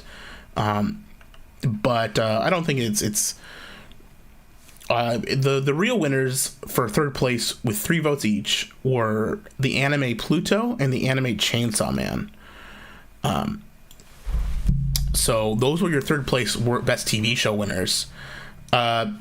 I voted for Pluto myself. I thought Pluto was excellent. One of the best anime to come out in recent times. Really great. I wasn't actually a big fan of the Chainsaw Man anime, but people seem to like it. What can you do, right? Can you still hear me okay? Yeah, I'm still here. Okay, I just want to make sure I didn't disconnect again. In second place with 7 votes was The Last of Us TV show. I think someone was trying to flood the votes here with this one. I think people probably just mad they were voting for worst TV show. I think someone was trying to fucking rig the election, but it did not succeed because one show came out on top. One show with one big guy. What is that show? Reacher with 8 votes. Oh yeah, there's the Reacher show with the big guy, because the guy in the show was big, and he's a winner. Is it Tim or Jim from The Office? What's his name? No, that he was in a Tom Clancy show. Reacher is like the guy. Reacher was in just a different show, just like in a show where he's a big guy. Yeah, he was Tom Clancy. That's right. Reacher. Shit, I gotta check it out. It won best show. I actually watched it recently. I watched it a couple weeks ago. I have to say, I really liked the first season. I liked the second season a little bit less, and the second season kind of crossed over into this year too. But I thought the first season of that show was actually really good. A quality kind of detective show. I like the main actor's not a great actor, but he's very good at playing the role of Reacher, just being this big dumb big guy, who solves things by being big. That's his ability, is just being really big and then going from town to town, intimidating the bad guys away by being very big. He should have won biggest guy. I think Reacher should have won. Reacher's fucking huge. He's gigantic. Yeah, people don't remember that because he was played by Tom Cruise in the movies, but he's a big MFer. I like the casting in the TV show better, honestly. And the first season was good. I thought the first season of Reacher was pretty good. A lot of good political intrigue, cool setting. The second season, not so good. It was okay. I think there was parts of it that I really liked, parts of it that I didn't like so much. It was a little bit less focused. I think they could have focused more in on simpler stories. I think that works better. He's a big guy for you. What was it narratives carrying on to each episode or something like that? Well, it's just one story for each season, but the setting of the first one was this small town in Georgia, and the setting stayed in that small town in Georgia, whereas in the second season it was in New York, then New Jersey, then it goes out to Philadelphia, then it's in Florida, and then it's in Colorado. It's they're all over the country. And it's like, I get it, but like it gets a bit too much, and I think the story isn't as tight and easy to follow. It's not as good, frankly. The story's just not as tight. And the thing is, there's parts of it that are good, and I do want to see the third season. I think that they've got a winning formula here. But we just choose better which books to adapt and do less globetrotting and more like simple, focused stories. I think that'd be better. But Go Ramon, back to basics. yes. But Ramon was our biggest guy this year, but Reacher was our show of the year. And I think it's a dad core show, to show your father would like to watch. I don't ram Ramon down everyone's throats too. Ramon gets rammed down my throat just as much as everyone else, man. I did not start Ramon. I don't push Ramon. I don't make Ramon videos. Ramon is a creature of his own design, man. He's super Ramon. Yeah. Super duper.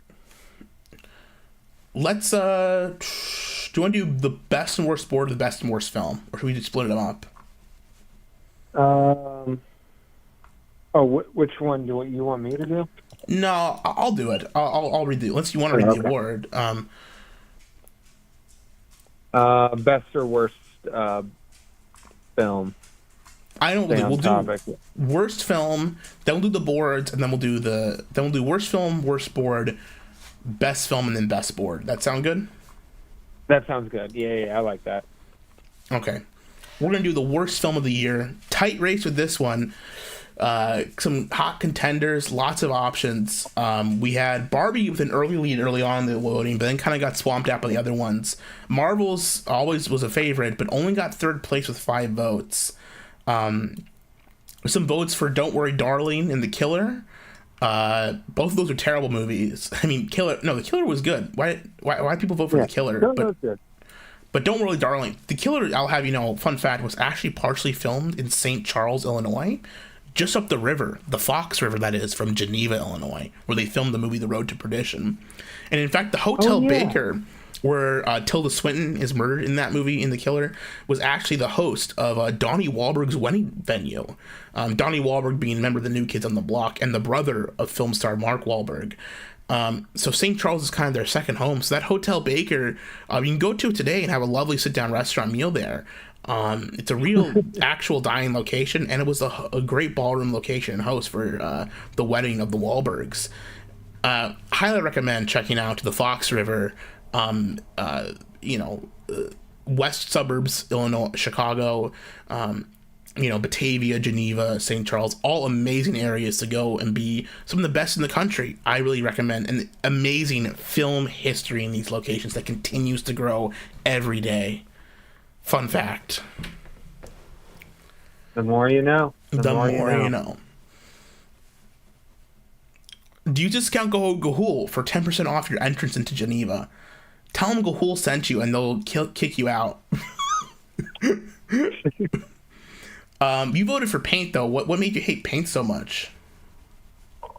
I think they sort of squandered some potential.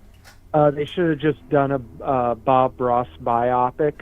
Instead, they wanted to do a Bob Ross-esque sort of story about a small-town painter that has a local TV show, and then a new painter comes in and just sort of like pushes him out of the way.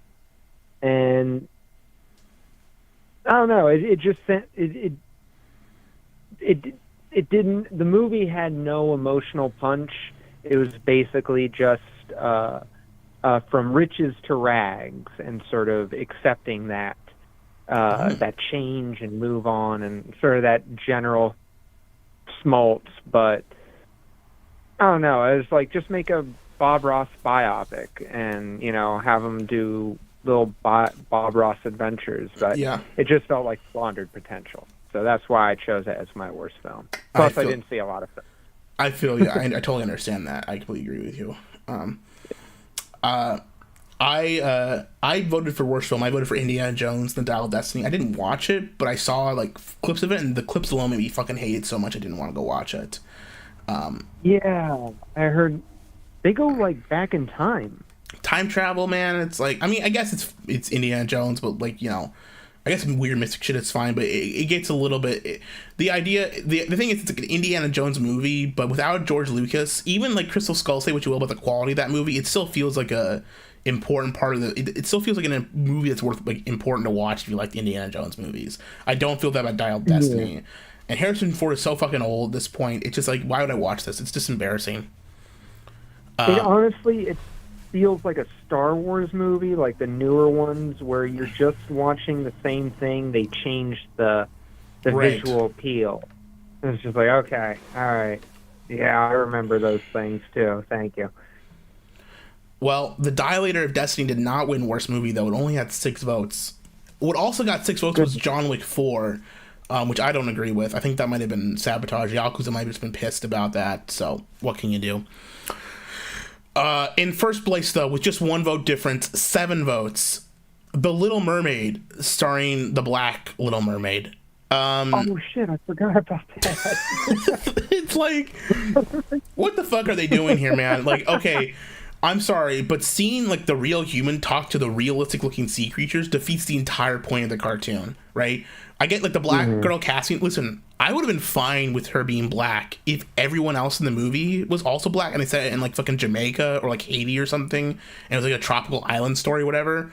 But instead, there's also, it's still in Denmark, and it's still a European guy falling in love with a black girl. That doesn't make any fucking sense in the historical context. There's no way a white prince, and even though it was a white prince, it might have been like a mixed race prince. Like, that wouldn't have happened in Denmark in that time. It's fucking stupid. And also, all the mermaids, all the sisters are different races. So it's like, what the fuck? Does Poseidon just have magic sperm that creates different race babies depending on what time of the day he has sex with? You know, makes no fucking sense. And plus, the new songs were garbage, like rap and beatbox and a fucking mermaid song. Yeah, no shit. Like, I did not see this movie, but everything I saw about it, it's like conceptually, it's just fucking wrong. And there's a reason it did terribly. It's Little Mermaid. Yeah. It's not a Zendaya movie, no. This is a woman that has, her head is like a hammerhead shark, or her eyes are at least. They're like really weirdly spaced. Mm-hmm. But she gave it her best. She did her best. She tried. she got an A for effort, let's say that. I mean, her singing voice is good. I mean, she's a good singer, you know. But like, she also, the fact that she couldn't swim in real water, it's just kind of embarrassing. Like, you need to be able to swim underwater to be in there. I fucking forgot about that. Every aspect of that the fact that AVGN and ER, someone said that, had the same take in The Little Mermaid. The fact that like a racist like ER and AVGN, who's a fucking like, you know, soy tuber essentially at this point now. Right, the fact that they had the same take in The Little Mermaid shows you how bad that movie was. It's so obvious what's wrong with it. It unifies people. Oh, nostalgia critic. Well, same thing, difference. It's like, yeah, like this is like everything about that movie was just bad. And it's the worst movie of the year. And frankly, Disney deserves it. 2020 was the year of Disney failing. They shut down Splash Mountain, and that cursed them. They shut down Splash Mountain in January, and that has cursed them ever since. Because Splash Mountain was the soul that was keeping that fucking company alive. And now that it's gone, they're fucking doomed. You know, they're fucking doomed. They should have shut it down. They should not have shut down Splash Mountain. Made a big fucking mistake. They're gonna have to learn the hard way. Yeah. It's the only way now. Well, next we have the award for worst board. You know, there's some contenders here. Oh, I actually tallied this up wrong. Dunk was the third place worst board, not Art. Whoops, my bad. Whoops. Whoa, actually, no, Dunk was second there, place. And Lit was third place. Okay. We're good here. Well, let's go through how many things each vote. Channel 3, Top, Truth, Bane, and OST did not get a vote for worst board. Art got 2 votes for worst board. 3 got 3 votes. Lit got 3 votes for worst board, making it the third place worst board on the site. Oh my goodness. Dunk got 4 votes, making it the second place worst board on the site. Dunk, normally the worst board on the site, did not win this year. We are down to 2 other boards for the worst board of the year. Those being Dup and Oven, both with 8 votes each. Now, I'm not going to spoil the next round with this, but based on how many got votes for best board, I'm going to weigh that into the tally for worst board. Oh, what the fuck's going on? What's that? I'm going to kind of add them together or subtract them. Hold, I'm going to put you on hold quick, okay? I got another call. Okay. Call from listener-supported public radio. To accept, press 1. Hello, you're on the air. All right, we're back with All Things Considered. We're here with WAMU's film critic at large, Gahul, celebrating another year of low-effort cringe shop and high-flying Ludo for 2023. Now, I know there's a lot of films you're excited about this year, Gahul, so I wanted to ask you, how do you think increased Houthi efforts against mercantile Navy assets will affect the Greater Levant region, specifically with an emphasis on the ongoing siege of Gaza that resulted following the October 7th attacks by Hamas? I think Gaza's about to be. I think Israel's about to be BTFO'd. Actually, they're gonna get BTFO'd, just like DUP was. And do you think that'll be a conventional victory or the terrifying antimicrobial resistant fungus that appears to be spreading into the Israeli hospital system? I think it's gonna be a pincer BTFO. They're gonna get BTFO'd on every side. You know, a BTFO'd from the bottom, from the top, everywhere they look, it's be nothing but BTFO'd. Okay, and to be clear, does that stand for blown the fungus out? It stands for both blow the fungus out and also blow the fuck out. It stands for both, sir. I see. So the fungus will be blowing them the fuck out. In a sense, yes, but also many other things will blow them the fuck out. It won't be just the fungus. It'll be a variety of factors. Okay, and now the antimicrobial resistant fungus has been praised for some of its indie work, but I noticed it's not getting a lot of mainstream critical reception. Well, I mean, that's true, but, you know, I mean, it takes time for things like that to happen. You don't just start out on top, you know, you have to work your way up. Of course, I remember when Mycoplasma Johnson was just getting started, and a lot of people thought you couldn't even invite a hostile microbe to the Oscars. Well, they know who's voting behind the scenes for them, right? That's right, it was the T7 bacteriophage, and then they all died. That's right. 2017, what a great show. I know. I wish we could go back to those golden years, but maybe the fungus will get us back there. Let's hope so. Let's hope so. All right, I'll cross my fungus fingers for you and for the historical Levant. Take care, Gahul. Have a good one.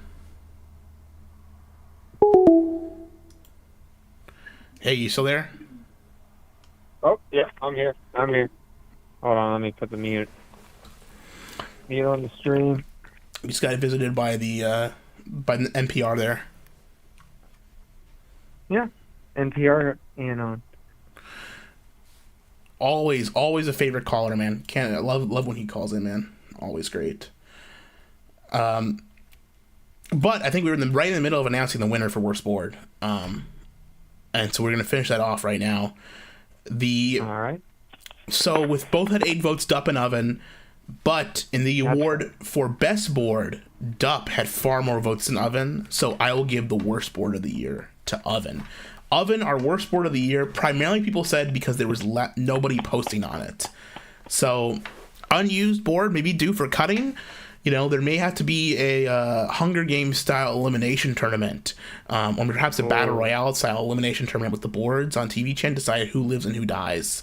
A culling, if you will. There may need to be a culling, specifically Oven, you know, maybe Bane. There's a couple guys who just don't get used. It may be time to cut them. But that was our worst board of the year, was Oven. It normally goes to Dunk or DUP, and this year DUP almost took it again, and they were close. But the Oven, people hate that fucking shit, man. They fucking hate Oven. What can be done with Oven to sort of bring it back? You could post on it. People could post about their cooking on it. You know, we could have Shaggy and Surfer post on there if they want to, you know, talk about recipes. It could be a place to post, you know, could advertise on CK. People love CK on 4chan, so just hide from the top bar. Maybe. Anyways, we're going to move on here to our final... Let's do our best film of the year, where we're giving this award out. And we're going to have to talk about this one, because this was not a close race. there was a lot of votes for a lot of different films. I think a lot of them got 1 or 2 votes. There's I think Killers of the Flower Moon and The Marvels both tied with 2 votes for third place. So I'm not even going to count that. But there was a clear runaway winner, which I disagree with. I don't think the runaway winner should have been the film of the year. We're going to start with second place, which I think could have very well been the film of the year and probably should have been Godzilla -1. I just saw this last week in the theaters. This is one of the best Godzilla movies I've seen. It's one of the best movies of last year. Now, I haven't seen it. Is this like a prequel to the last Godzilla movie? The one that was just about people against Godzilla? No, it's not. It's not a prequel to Shin Godzilla. It's a different movie set in 1940. Okay. It's set in 1940s, like directly post-war Japan. And it's like another origin story for Godzilla, and it's kind of the exact opposite of Shin Godzilla in a lot of ways. Whereas Shin Godzilla is more about the bureaucracy and like how the government responds to Godzilla as a national threat, and it's sort of a critique on the red tape and bureaucracy of how things work there and how it slows down and how it causes death and destruction. Godzilla -1 is kind of the exact opposite. It's about the regular group and the regular people in the community of the towns that Godzilla is trying to destroy, how they deal with this monster, right? And about how they rebuild things and how the government can't help them, but it doesn't matter because the people and the citizens get together and they work together to figure and fix things together. And it's about they're so similar in movies because they're both Godzilla movies that focus mostly on the characters, the human characters versus the monster, but their presentation is so different and their themes are they're like 2 sides of the same coin, but like opposite sides, right? Where like they're parallel themed. One, Shin Godzilla is very much a fucking Hideaki Anno movie. It's very cold. It's very digitally shot. It's very like dramatic and like it's very like terrifying, horrible, and very pessimistic in a lot of ways. Whereas Godzilla -1 is more optimistic and about embracing life and accepting, and working together to overcome this threat. And both have places in Godzilla, and both are really good movies. I think I kind of prefer Godzilla -1 a little bit more, maybe giving it away by the way I'm talking about it. But they're both exceptionally good movies, and I think it's great check it out. That they're really focusing and creating really high quality films for Godzilla right now. It's one of the best looking movies of the year. It's visually really great. There's some of the CGI isn't amazing in parts. There are some parts that look a little bit like, it takes you out of the movie. But for the most part, actually, I really appreciate like the way they shot like the humans and the sets. It's very like orangey and like nostalgia hazy and like it like reminisces on a time in Japanese history you're not really allowed to look back onto finally, which is like directly post-war Japan, and like learning about like the kamikaze bombers and how they come back from all that. And it's like, it really is a great film. I think it's one of my it's maybe my I have a lot to, I think it's a great movie. It's an actually great movie with a lot to talk about with it. I'll have to check it out. Sure. Shockingly, Oppenheimer only got 1 vote. Which I'm gonna go through the list of what I consider like the best movies of the year personally for right now. I'm just gonna do my top 5, my personal. Godzilla -1 is on there. The Holdovers didn't get voted for at all. That was a great movie. I loved The Holdovers. It was very personal. It was very like it was a great like new Christmas movie. It's very like simple but also very like emotional. A lot of good stuff it felt like a real film. It didn't feel like a bunch of like, when you go see a movie nowadays and it feels like a cheap product, right? This felt like an actual like film, like a piece. It wasn't like the best film I've ever seen, but it felt like a real film. The Killer got a vote. I didn't think The Killer was one of the best movies here, but it was really good. Oppenheimer also got a vote for. I don't consider that my top 5 movies. I'll do my actual top 5. Actually, I might put Oppenheimer in my top 5. It'd be like at the bottom of my top 5, but Oppenheimer was really good. It was very good, and it was a very interesting story and told in a very interesting way. I don't know if I agree with it 100%, but if I was an interesting story. Bravo Nolan, he did it once again. I actually like the Dungeons and Dragons movie this year. I know that's a little bit schlock. It might be a little bit goy sloppy of me to say.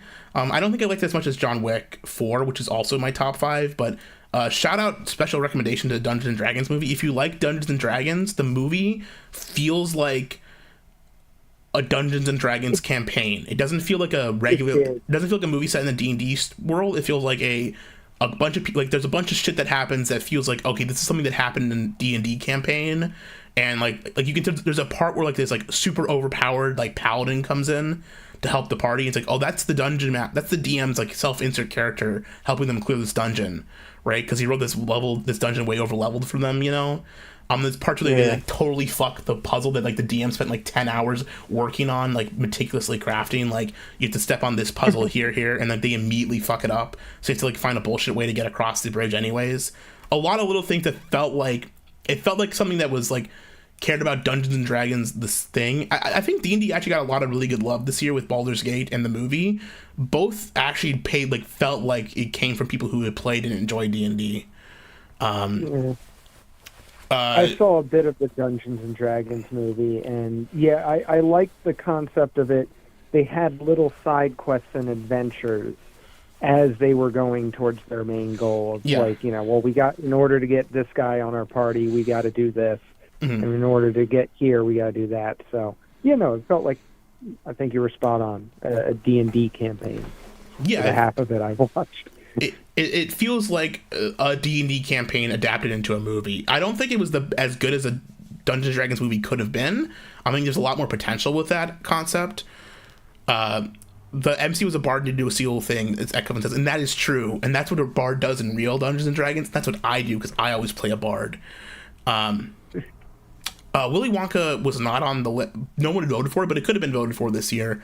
I didn't see the new Wonka. Some people said it was good. I haven't seen it though, but someone in the chat does. But I shockingly loved it. I liked the D&D movie. If I was a good movie, I don't think it'd be my top 5. I think I put. But my number one movie of the year was Iron Claw. That was a great I love wrestling, so I'm kind of biased, but the story and the acting, especially the main character, like the main brothers, the acting on them was so fucking good, and so refreshing, right? It felt like such like a well acted, and Zac Efron is like actually a good actor in this movie. He doesn't feel like Zac Efron. He feels like he's playing Kevin Von Erich, right? He doesn't feel like he's playing he doesn't feel like he's playing Zac Efron. He feels like he physically, and he both physically, dialect-wise, completely transforms himself into this character, and it's kind of great. But the guy who plays Carrie, I hope I'm not getting the brothers' names mixed up wrong. I gotta look up who he is. I gotta look up who the actor is, because he's, Jeremy Allen White. Zac Efron, is that his full body, or is that like prosthetic, the chin, you know? Because I remember when that picture first came out of him, and people were like, what the fuck is wrong with his face? Yeah. It looks like he got so shredded, and then his chin started shooting out, and I'm like, hell. I don't fucking know. I think he may have got plastic surgery. It looks a little bit like he got plastic surgery for it, but like his whole physical transformation for it, like you have to give him props. Like he may be on steroids, whatever, but it was amazing. And the thing is, Jeremy Allen White, who plays Carrie Von Erich, I thought he was amazing. I thought he was incredibly talented. I don't know if he's been in anything. I think he's been in like some TV shows or whatever, but he's really, really good in the movie. And I think it's a fucking travesty he is not like nominated for an Oscar or anything for Best Supporting Actor, at least, because he was amazing. It's A24's best movie by far.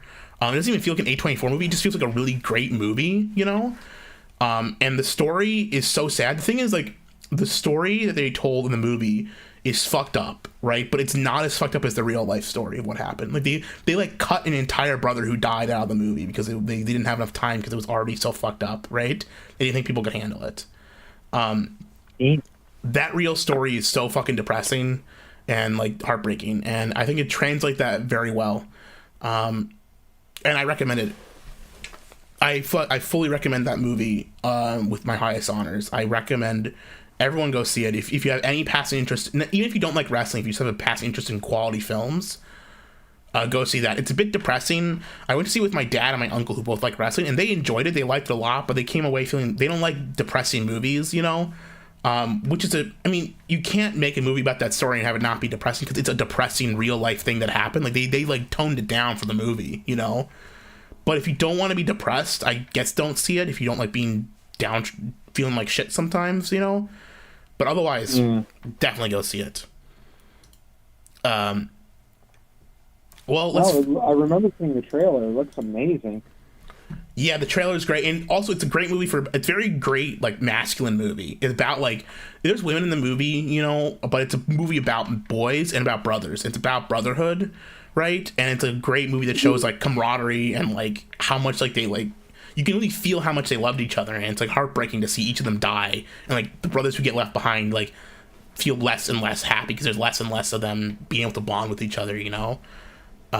Yeah, this one's for the boys. It's a movie for the boys, you know? Definitely bring your boys to go see it.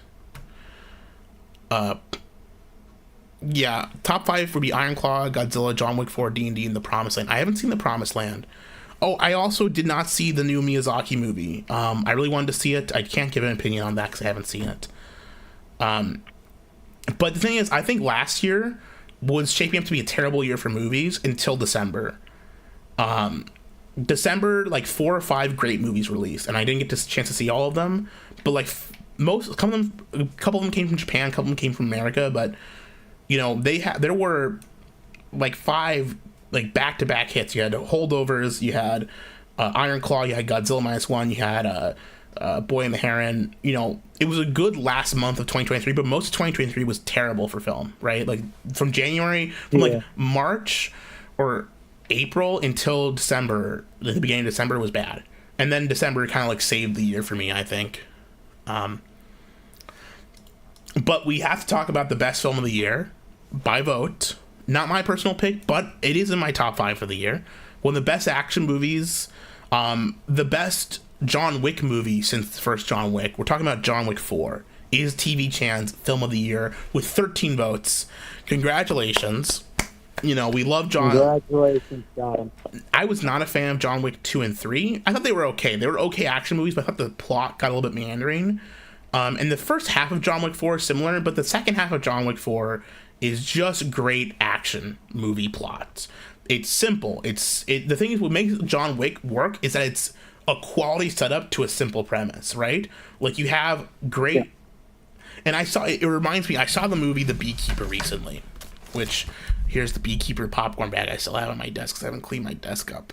Oh yeah, the Beekeeper movie. He's a busy little bee. I gotta protect the hive. I gotta protect the hive. I gotta protect the hive. I'm gonna buzz up some trouble. The third silly as fuck. I like the one with Common. The second one I think has Common the rapper in it.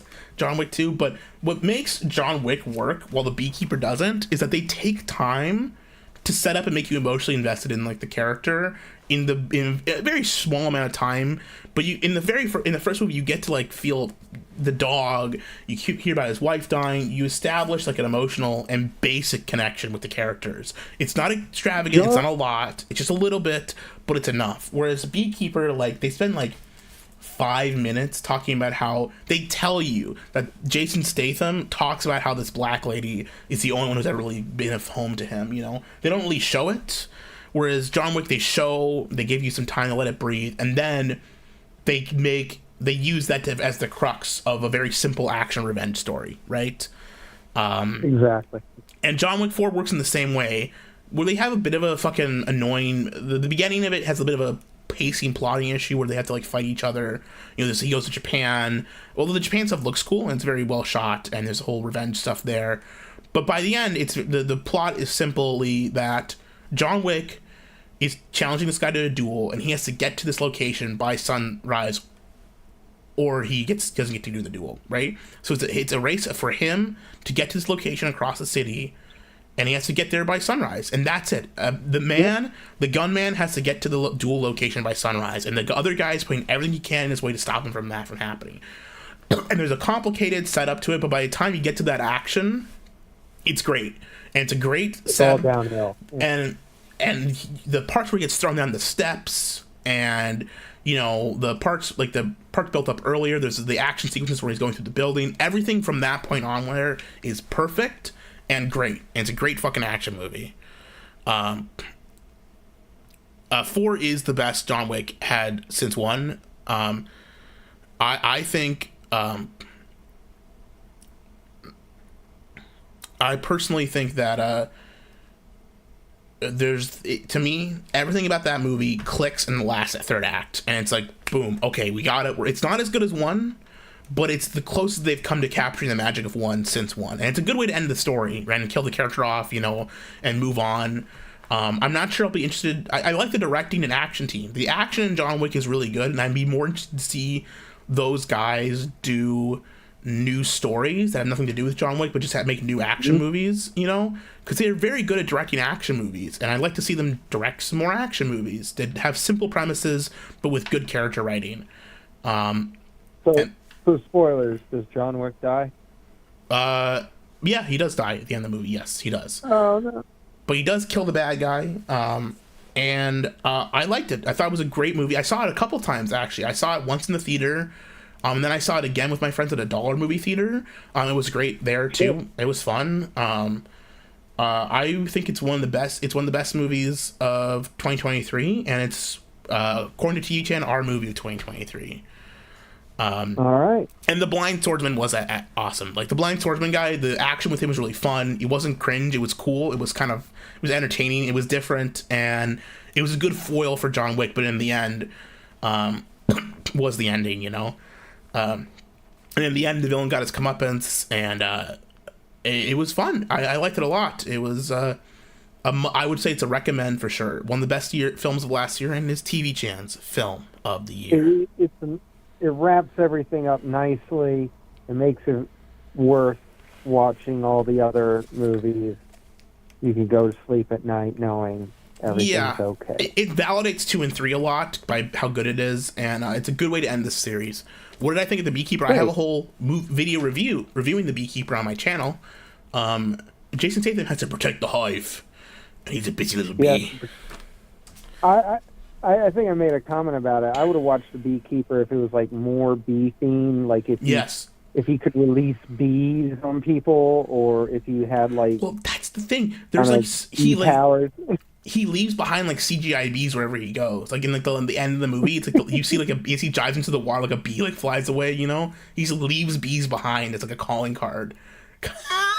Got it. There's a lot. I promise there wasn't a lot of buzz about the movie. I think just lack that that like stinging, thing.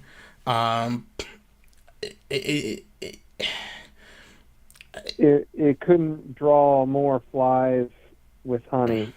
Yeah, but it couldn't bring in the nectar. It was an artificial sweetener instead of a legitimate honey. I can't think of any more puns right now, man. I'm too tired. I guess things aren't as black and white. They see them in black and yellow, It wasn't pollen people in. Wasn't pollen people in. That's a good one. That's a good one. Yeah, that's... they should have... They at that movie, there definitely was no smoking at that movie, from what I'm saying. Hey! Oh, hey. Hey, easy there, easy. All right, next we've got our final award of the night. The best board for Tvch. It's been a bit of a rough year for Tvch and for all chans as a whole. I mean, we were losing a non-cafe. I'm not sure, did you hear about this? A non-cafe, one that's from Webbering, is shutting down in a month. It's sad time. I did extend the offer. Yeah. And I guess, again, the offer goes out to anyone who uses a non-cafe. If you have a community on a non-cafe that's going to get shut down, you could welcome to host it on Tvch. You can just let me know, send me an email, or message me, or do whatever you have to do to contact me. We'll get in touch about getting you set up with a board on Tvch. Whether it's temporarily... We would love to take in refugees. Yep, we're happy to take in refugees, whether it's temporarily, if you want to just wait until you can get a new site set up or something, or just for a couple months, or permanently, whatever you prefer. We're happy to have you here. We wouldn't interfere besides, global volunteers, illegal, outside of illegal content, we wouldn't interfere with your board. You could run it the way you want it to. It's your board. And I'll just say, if people are interested in hosting the site, if anyone in the chat as well is interested in running their own board or have an idea for a board on the Tvch you want to run, you're more than welcome to do that. send me an email if you have interest, if you have legitimate interest about contributing and helping with the site. Always happy to accept. I don't really want more volunteers, I think, or like Jannies for the rest of like TV and Dunk or whatever, but if you want to host your own board, or if you want to take over Top or Channel 3, if you want to like be in charge of them, right now no one's in charge of those, but if you want to be in charge of them, let me know. I'd be happy. I know there's a lot of 40K fans, a lot of video game fans we have on here. I really love if more people would use the site. It would make me really happy. I love my posters. I feel like I do my best to cultivate a good place for people to post. I know last year we had a lot of drama where people were getting deleted. There was a lot of spam and stuff, and it's been a rough year. It's kind of turned people a lot off of the site as well. And let people know, whatever the issue is with the site, we can fix it. And whatever issues you have with me, that's fine. But I care about the site, and if you guys want to, a measure of your own community, if you want to have your own direction in life, let me know. You heard it here first, folks. Yeah, enough of the Jannies. First day of the fall of Tvch. Yeah, it's been a long. There's been a couple of those first days already, man. But I'm not shutting the site down. We're keeping it up forever. So, all right. Next is our top boards. Best board. Only a couple people Art got a vote. I don't think you voted. You didn't vote for Art. Why didn't you vote for your own board? I didn't. You didn't vote for your own board. You voted for TV.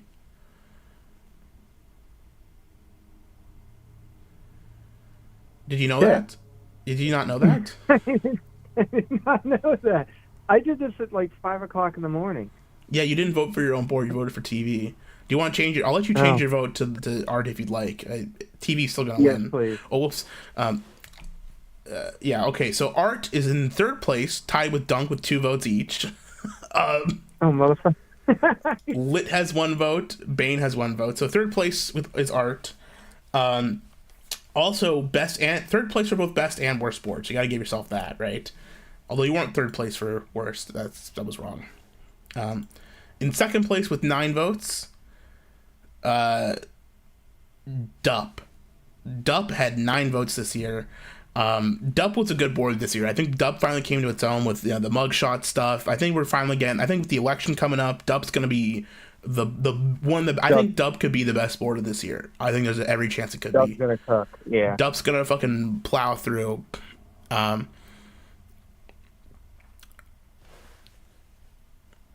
The OST board owner is dead. He pinned his Varg thread and left. I think it's time for a new owner. I can see when the last time people logged in. So, I mean, if the board owner has been gone, I'll just, we'll figure that out. If someone else really wants to be the OST board owner, I'll give it to you. The other guy gets upset at you. I can just make you guys both, like, equally vols. It's not a big deal.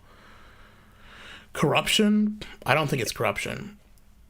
OST is good, doesn't need anything? Yeah, well, whatever. I don't think it needs... I think OST is fine the way it is. I think people use it for posting, like, links to music they like, and I don't think it needs to be super active. Some boards don't need to be active and have some boards don't need to have posts for fucking weeks, and it's okay, because it's just a collection of information. Lit's like that, in a way, Art is like that. I wish Woo did better. The problem is that all the Woo guys from 8chan didn't come to TVchan. They went to one of the anime sites, and then they went back to 8kun. That whole thing was just disappointing, man. I felt so bad that we lost, because I love the Woo community on 8chan. It just never recovered. But Dup, second place, 9 votes. Dup this year is going to be great. With the election, I'm planning to post a lot on Dup myself. It's going to be the best place for election coverage and political coverage this year. I don't think it's going to be anywhere better.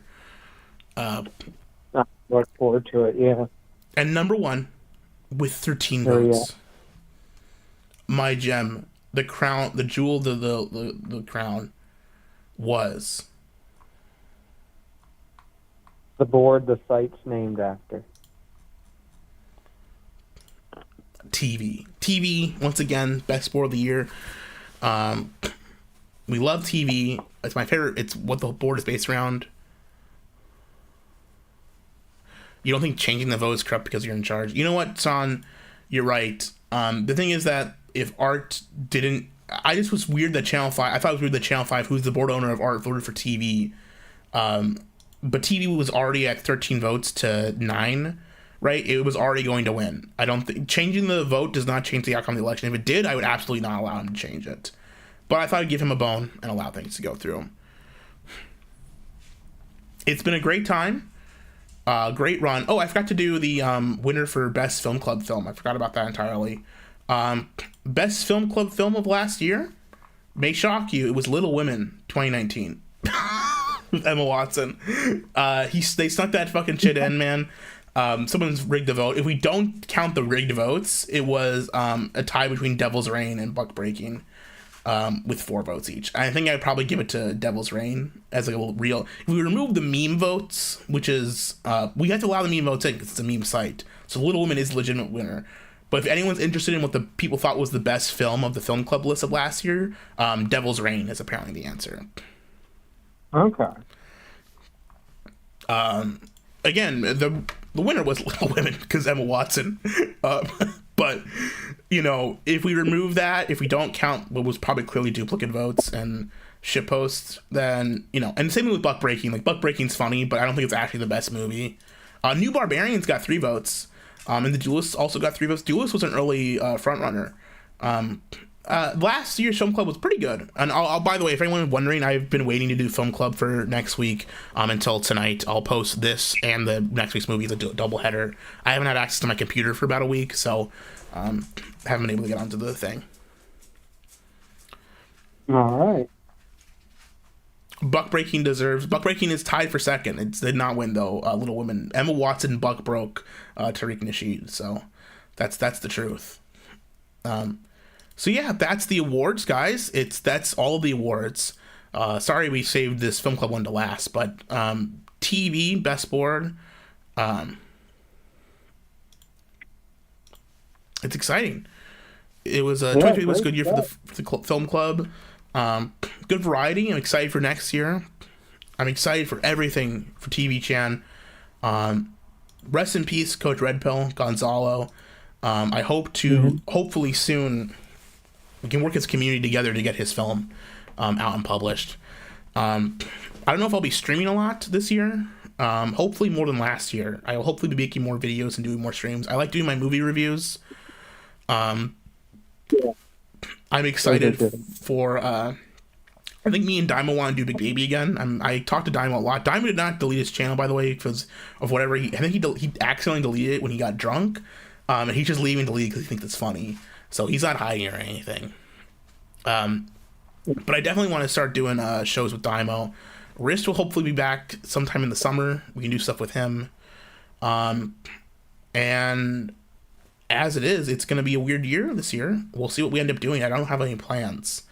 I don't know what I'm going to do for the anniversary yet. I have historically filmed an anniversary film, but I'm actually kind of away from everyone who I'd film with right now. Last year was a crazy year for me personal life-wise. I'll just say this. I guess take this as a year in review right now, if I can. I had a lot of life changes personally, mostly good. I think almost actually universally positive. Some not so positive. Financial strain obviously has been tough for everyone. It's been tough on me. The last year financially has been really tough. Some of that's my own personal decisions, I guess, but some of it also is decisions I've made which will hopefully pay off in the long term, but in the short term putting some strain on me. But I got a dog, you know, I'm live by myself now.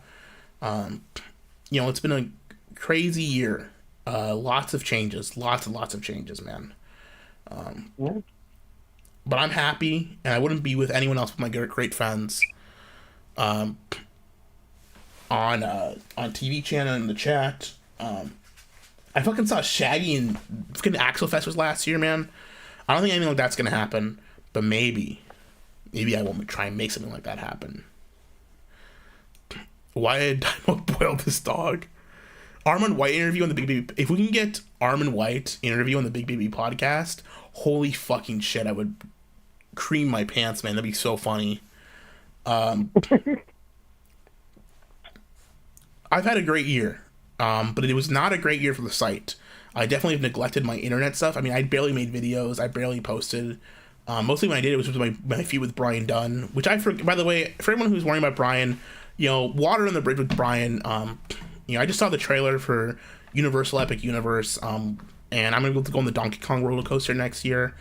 You know what? It's not enough. It's not the same as having a Donkey Kong video game, but being able to go on the Donkey Kong roller coaster does make me feel better about what's going on. And I do forgive Brian for his removing of the Donkey Kong video game, because in the end, I will get to experience Donkey Kong greatness, and I will go bananas. I'll go cuckoo bananas when I get my banana smoothie milkshake at the Donkey Kong world, and I go on the Donkey Kong roller coaster 5 times in a row. Something to look forward Council to. of Evil is flat. The Council of Evil is dead. I don't think that's me making any claims here. People were mad at me on the stream when I about Axel with you guys Discord lead. I just wanted to add him back to the Council of Evil because it's his chat, you know. He's the one who fucking runs it. That's why I was letting him know, because I figured he probably wanted to know about that. I don't intend to interact with Axel's server or his bullshit really at all. He's burned a lot of bridges with a lot of people, and I don't want to go through it again, man. Fair enough. I want Chag to deal with Brian using a 38mm. Thanks for the ride, Bri. Yeah, thank you. Thank you, Brian. You know, we'll be friends. You know, man, it's okay. I'll be your friend. I'll watch Star Trek with you now that Goblins and Perspec don't like you anymore. I'll be your friend as long as you I will forgive you once the new Donkey Kong game comes out. We can talk then. Until then, I don't want to hear from you, but I don't hate you. I'm not going to go after you like I was before. But until that time. All right, then. Oh, what's going on, Ranger? You want to say goodbye to the stream? Ranger, say goodbye to the stream? Come here, boy. Ranger, come here. Come here, good dog. No, come here. What's going on? What kind of breed is? I don't fucking know. He's a mutt. Ranger, come here. No. Something's going on out there. What the fuck? Uh-oh, he's sensing. Fucking sensing something, man. He's like freaking out. He's like looking at something out there. You see this shit? Senses evil. Is there a ghost? I think there's something fucking outside. Uh-oh. Yeah. Shotgun with it. What the fuck? This is not a skip, by the way. He's actually started freaking out for no reason. Should I open up my blinds? He's got piss. He maybe has to go to the bathroom. No, I just let him out to the bathroom before I started streaming. He should be fine. Uh-oh. There's nothing outside that I can see. Wait. And something's back there. What is?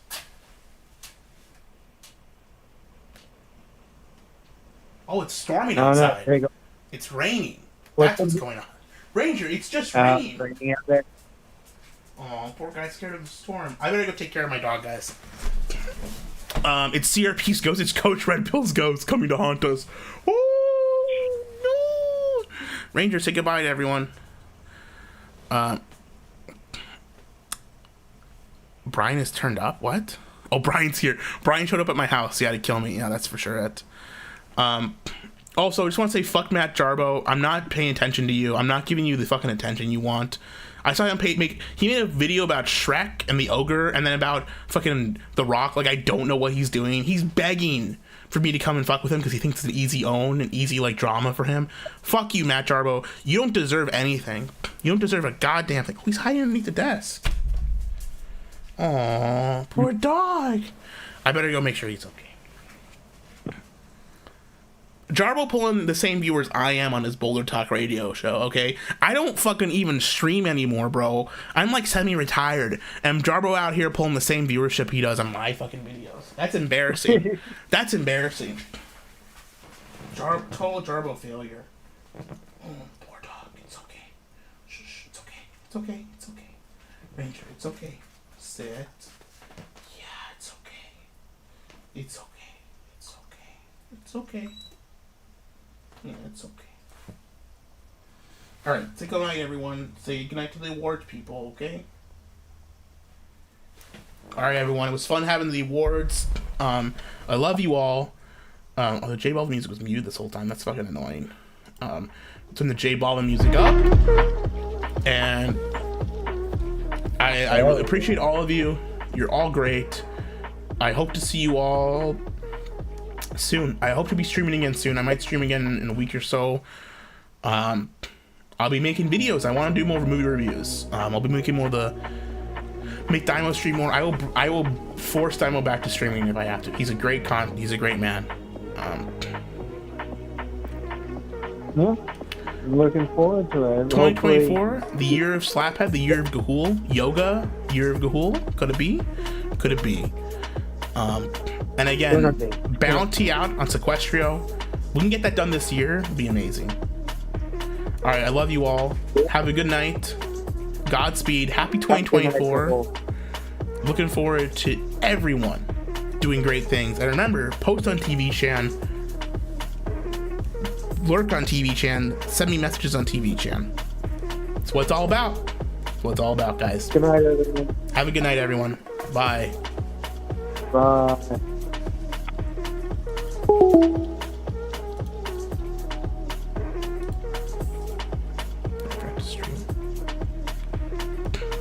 There you go. Medium fries, con ketchup, and an Oreo McFlurry. Of course. Oof. There you go. I forgot to do goodnight song. I'll do the goodnight song. I hung up on channel 5, but I'll do the goodnight song.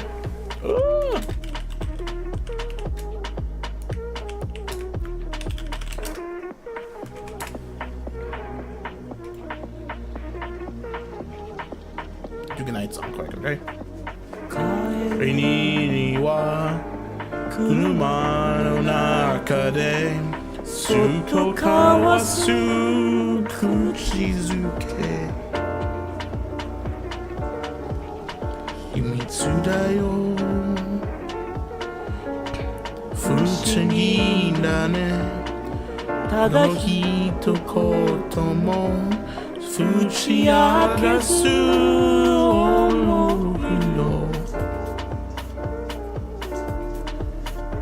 二人も肩も結ぶ指も触れない唇だけ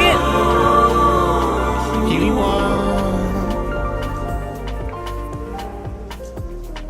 素敵だね微笑みの口さていいかおやすみおやすみさよなら皆さんこんばんはありがとうございます Thank you everyone Thank you for another great awards We'll see you all next year Goodbye and good night